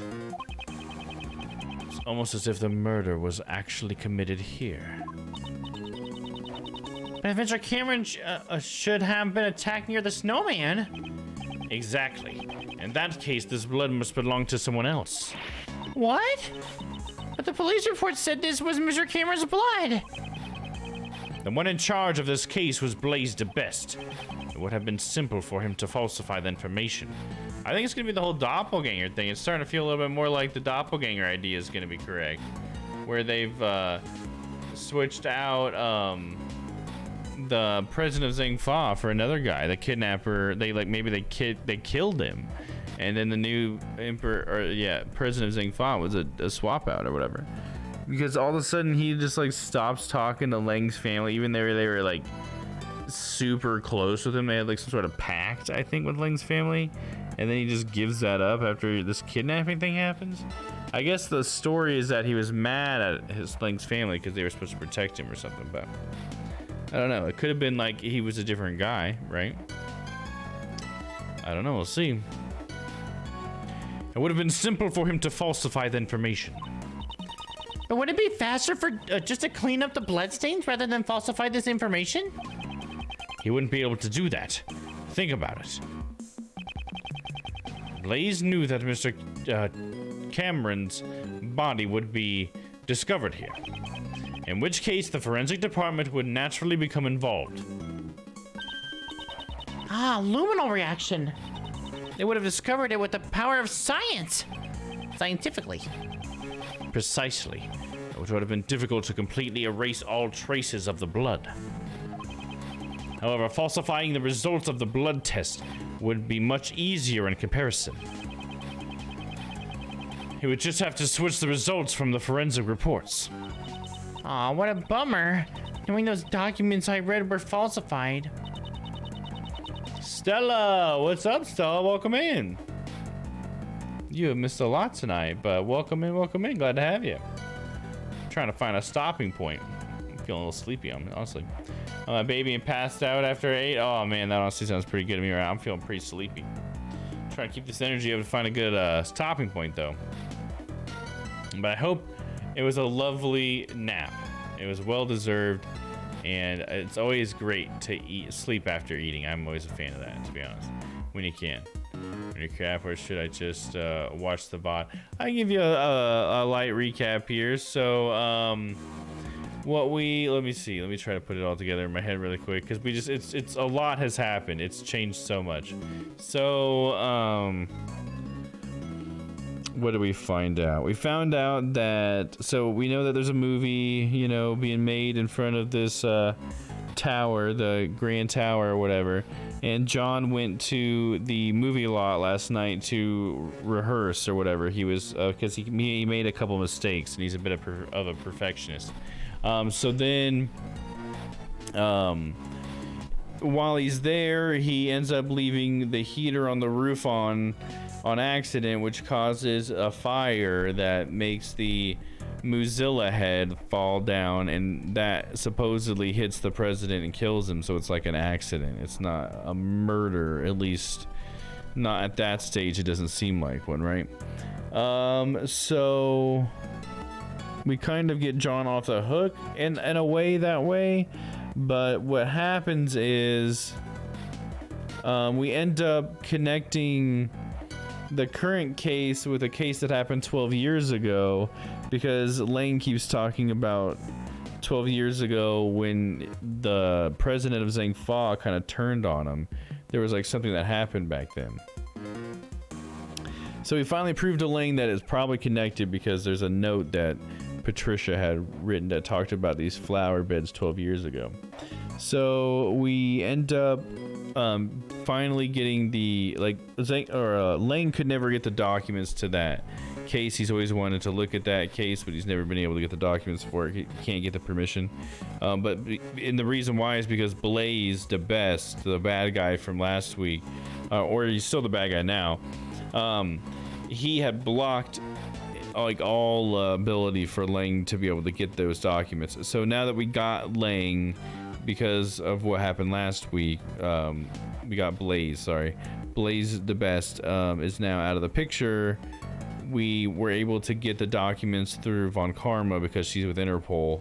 And so now we have all the documents for this thing that happened 12 years ago. When we found out that what happened 12 years ago was that the president of Zhengfa was kidnapped. And then after it all kind of was said and done, apparently the president was like super against Lang's family. And he was like, you know what, fuck you guys. You were supposed to protect me and you didn't. And I'm upset about that, so goodbye. And kind of just cut ties with him. And so we are now looking at that case because we've used Little Thief, which is, if you remember, is Kay's little device that she got from her dad that recreates everything in this VR space. And so Little Thief is showing us what that case 12 years ago was about. And it was like, there was this guy that had witnessed the kidnapping of the president. And so then he was murdered. And then, and that was like what happened really with the case. There was a murder involved. There was the witness that was murdered, but he took a picture.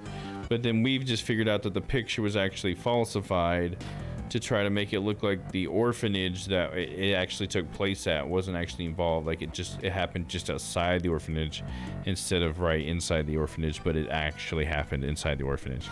And that's pretty much where we are. You know, there's more details, but I think that pretty much covers the gist of it. I got scared, but it's just you, Ty. Can you key out? Oh, yeah. It's the blue tie. I need to get a better light over on this side.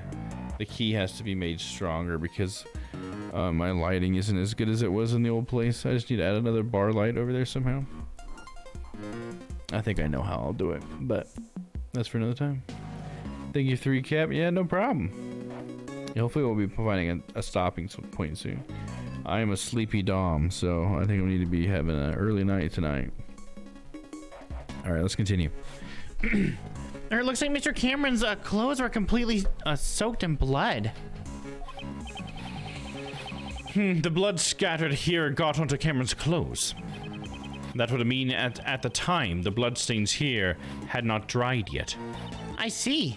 So then this certain somebody's blood was splattered here just like a short while before Mr. Cameron was murdered. Indeed, that's exactly right. However, if that's the case, wouldn't a new contradiction arise in this recreation? Mysterious bloodstain data jotted down in the organizer. Left at the crime scene 12 years ago belonging to someone other than the victim, Cameron. Are we ready to deduce something here? I'm gonna consult the walkthrough just for Sleepy Domm's sake.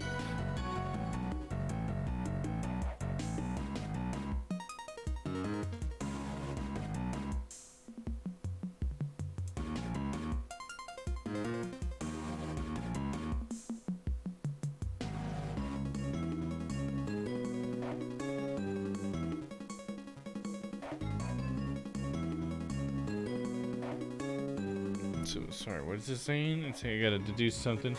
And then deduce from the fire that the fire must have occurred after the incident and not before, as was reported in the case files.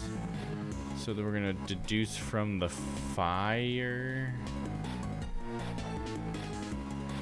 So that, how do we deduce from the, is this the fire? Let's make sure.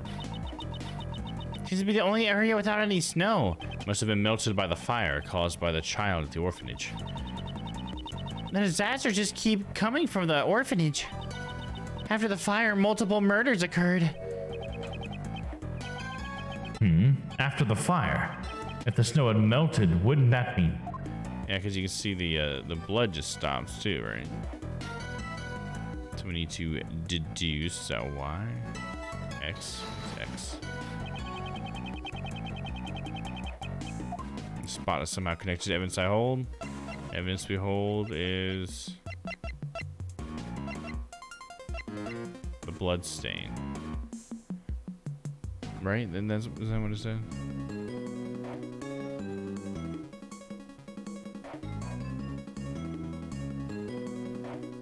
I think that's what this guy is saying. It's not saying that directly. Oh, I'll go ahead and say it first just in case.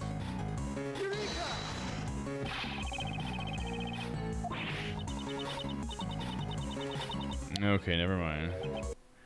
I thought this was, it's saying to deduce. Hold on. My sleepy brain is not reading this right. Okay. Examine the area where Cameron's body originally was and examine the bloodstain. We got that.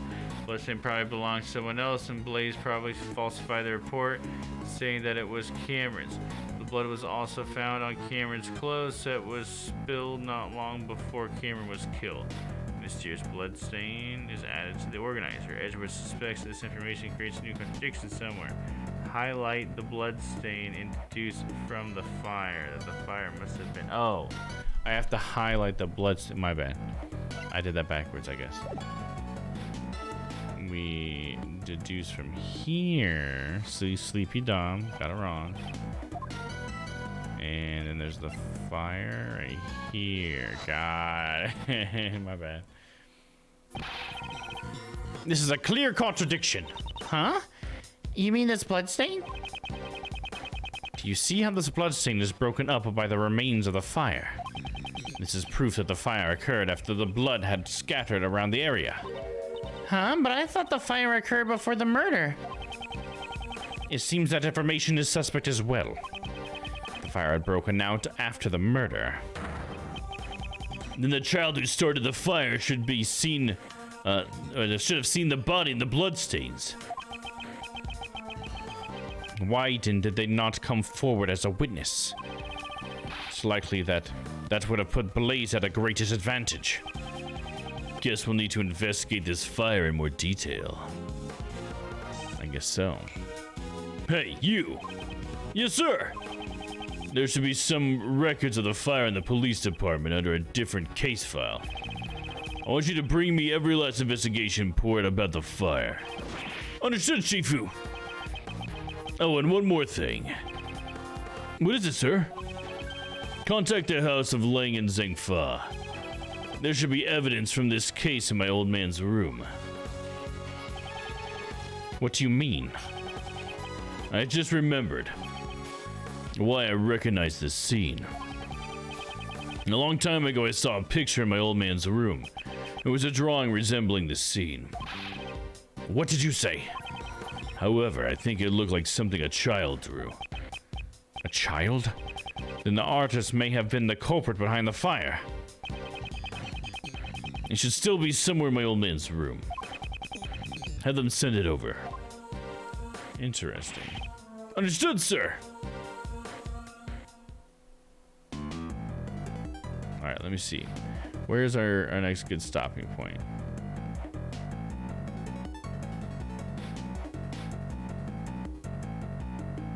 Oh, we're about to hit it. Sweet.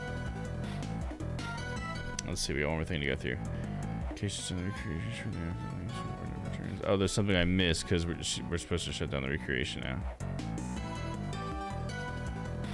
Do I need to do some more logic?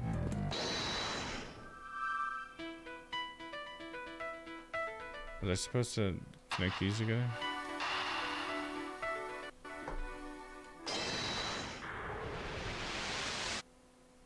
Oh, it was. Probably supposed to do that way earlier. If we suppose that Blaze was one of the kidnappers, it becomes more likely that what he dug up yesterday is connected to the abduction. Ah! What is it? I figured it out. It was treasure. Treasure. Couldn't Blaze be digging up a ransom money? The $1 million ransom. Buried in the ground until the heat had died down. Certainly possible. I know, right? Monster footprints. Monster footprints data updated in my organizer. Okay, there we go. Maybe that was it. Investigation complete! Beep.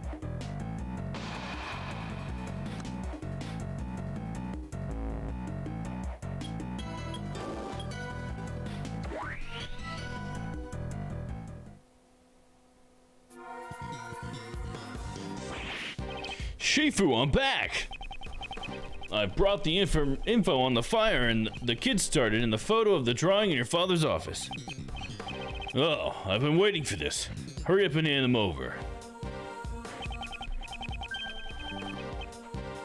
The information held by Agent Ling's father. What the fuck is this? Alright, hold on.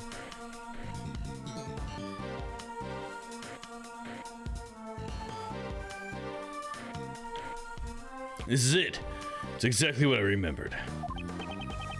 This is what the picture drawn by the child depicting the night of the incident. It sure looks like it was drawn by a child's touch. As I thought, the one who drew this is most likely the child who started the fire. Child's drawing data drawn down on the organizer. Nice. I want to take a closer look at that drawing. Shifu! What now? Sorry, but it's gonna have to wait. Hey, Mr. Prosecutor. Why do you think my old man had this?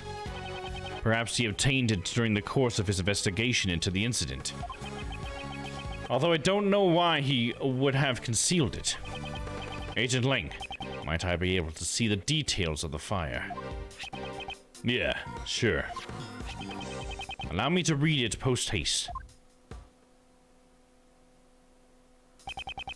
The boy who started the fire snuck out of bed on the night of the incident. Seems this boy went missing several days later. What? Don't tell me that he witnessed something he shouldn't have. That's horrible. He was only a child after all. Well, I'd hate for that to be the case. Can't rule out the possibility entirely. Huh? Apparently the boy left some stuff behind at the orphanage, and it was taken as evidence. What's this? That's the other side of that doll, right? The doll we've had the whole time. That's... What's that doing here? Huh? Mr. Prosecutor, do you recognize this? Yes. I know one piece of evidence that's related to it. Which piece of evidence? That's the doll, dude. I know this one.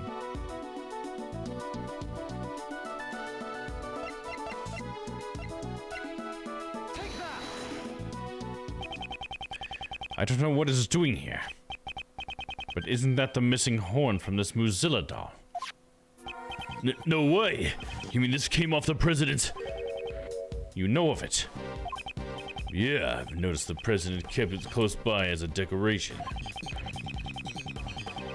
I always thought it was strange how one of the horns was missing.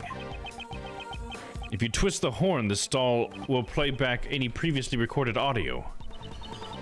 So if we put the missing horn back in place, we might be able to hear a different recording. Indeed. It is possible. The doll is currently on the 51st floor of the Grand Tower. Hey, you! You heard that, right? Yes, sir! I'll be right back! Shifu, I've got it! The mighty Mozilla doll! Well done. Give it to the prosecutor over there. If we insert the horn found at the orphanage into the doll... It's a perfect fit. Well, can you hear anything?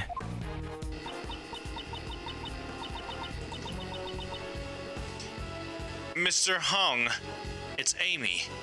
It's been a while. I saw the news that you would be coming to this country. I was really nervous about doing this. I decided to send you a message. But please stop the playback! Oh. Judge Courtney? What's wrong? Stop it now! It's a boy. Your son. He's just been born. I'm sorry, that's all I wanted to tell you. His name is John. John Marsh. It's a fine name for him, don't you think? I nailed that. Nailed it. called that. I said that like an hour and a half ago. Ah! Marsh? Did he say John? I'll be waiting in the courtyard of the orphanage at midnight on February 9th. Even if it's just once, I want John to be able to meet you. I'm sorry if I'm being selfish, but I'll be waiting.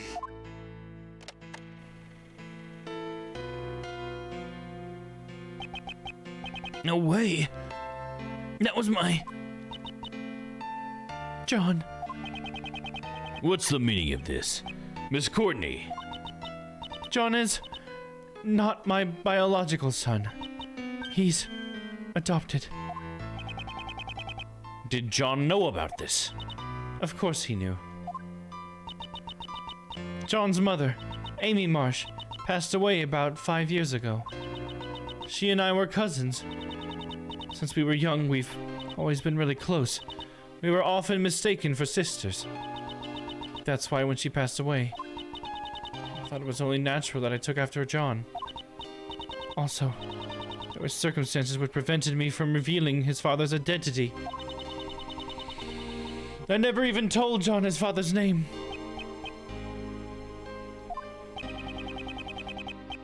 And now it's all been revealed, thanks to the recording on that doll.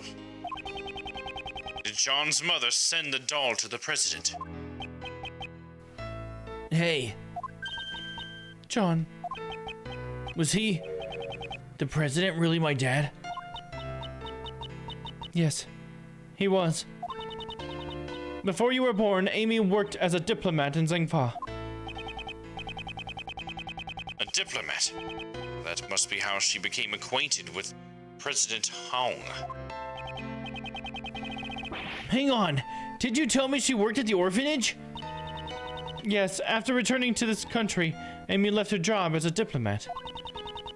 She always had a great passion for charity work, so she began working at the orphanage.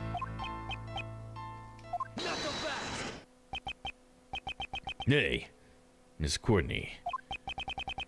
So this Amy girl, she called the president there herself, but she never showed up at the scene of the SS5 incident.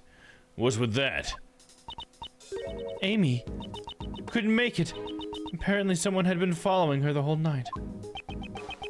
Perhaps it was Blaze. I can't say for certain, but it's possible that it was his doing. After that, Amy never got another chance to see the president again. So she died 5 years ago. This conversation must be painful for John. All right. Hey, John, you thirsty? How about I buy us both some juice so we can go together? I'm part of this too. I'll listen until the end. Besides, I can afford to buy my own juice. Oh, shut down by a kid.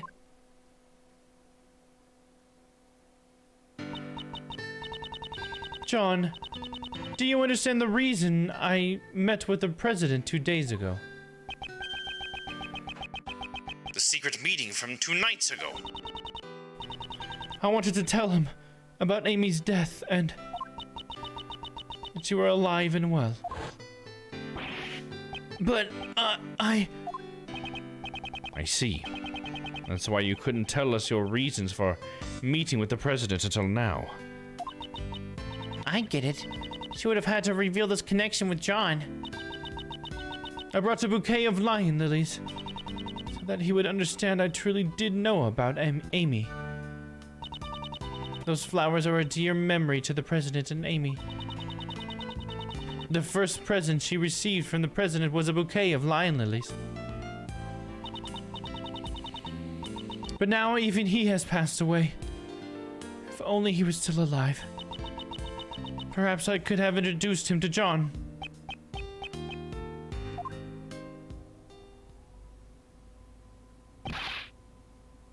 Sifu! I'm sorry to interrupt this atmosphere, but there's something I need to say. What is it now? Can't this wait? Well, actually, there's one last item that's been delivered here from Zhengfa. I have here The president's will. What? The president's will.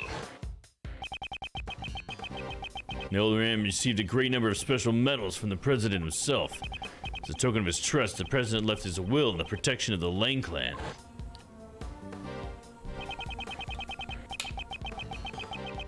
Those medals in that will. Well, they were the pride of our clan, our family treasure, so to speak.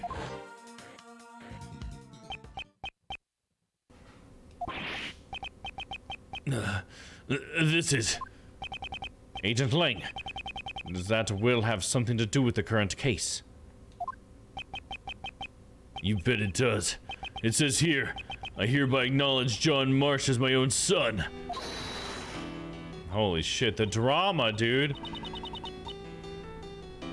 He did what? His own son? Oh.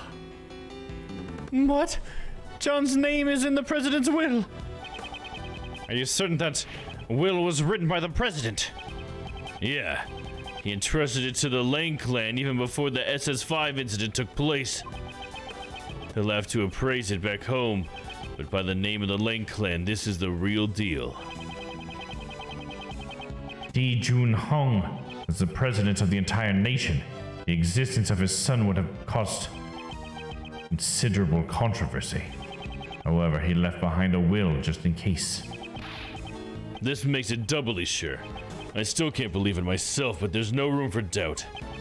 John Marsh, you are the son of Di Jun Hong, president of Zhengfa.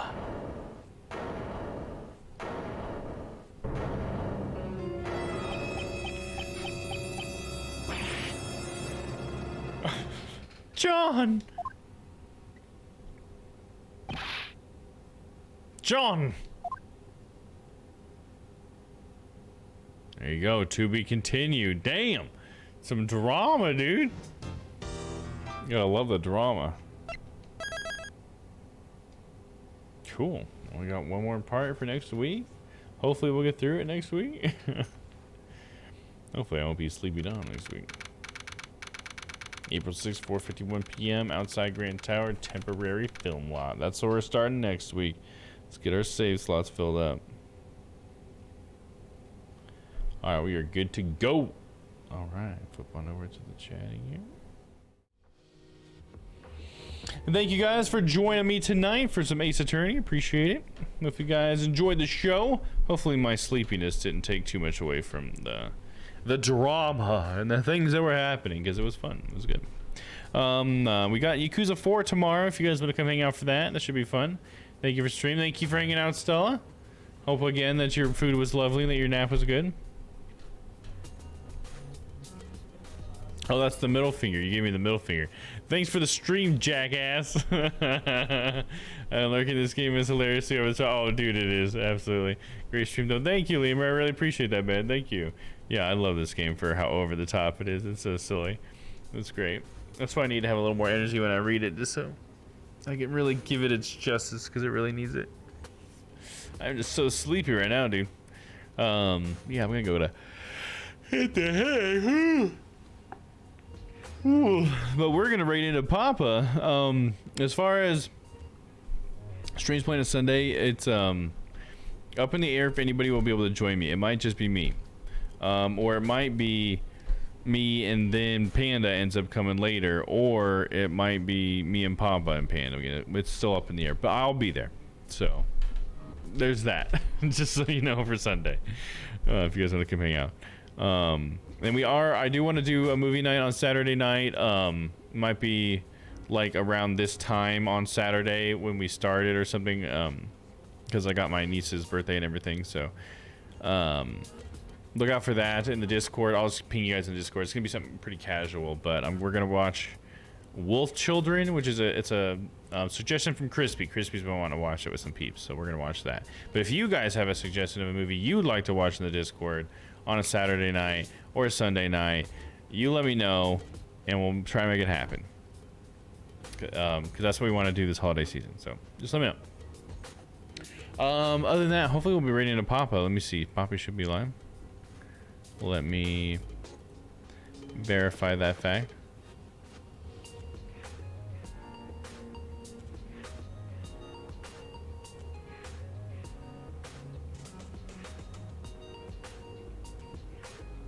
He is, and he's playing more Deadly Premonition. Very good, very good.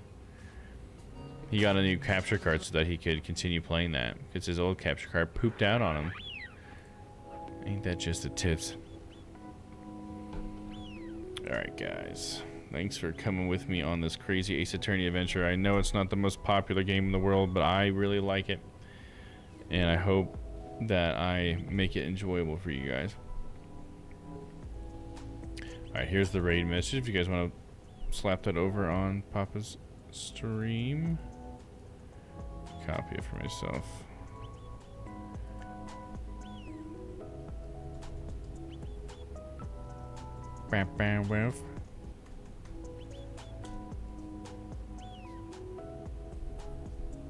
Alright, let's go hang out with Papa. Appreciate you guys jumping on that raid. Show Papa some love. Make sure I got my stream pulled up too. I'll just go straight over to Papa's. I'll get it there early.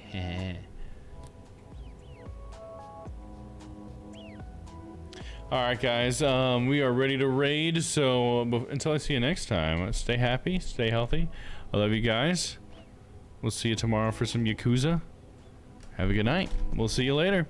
Have fun hanging out with Papa. Bye-bye.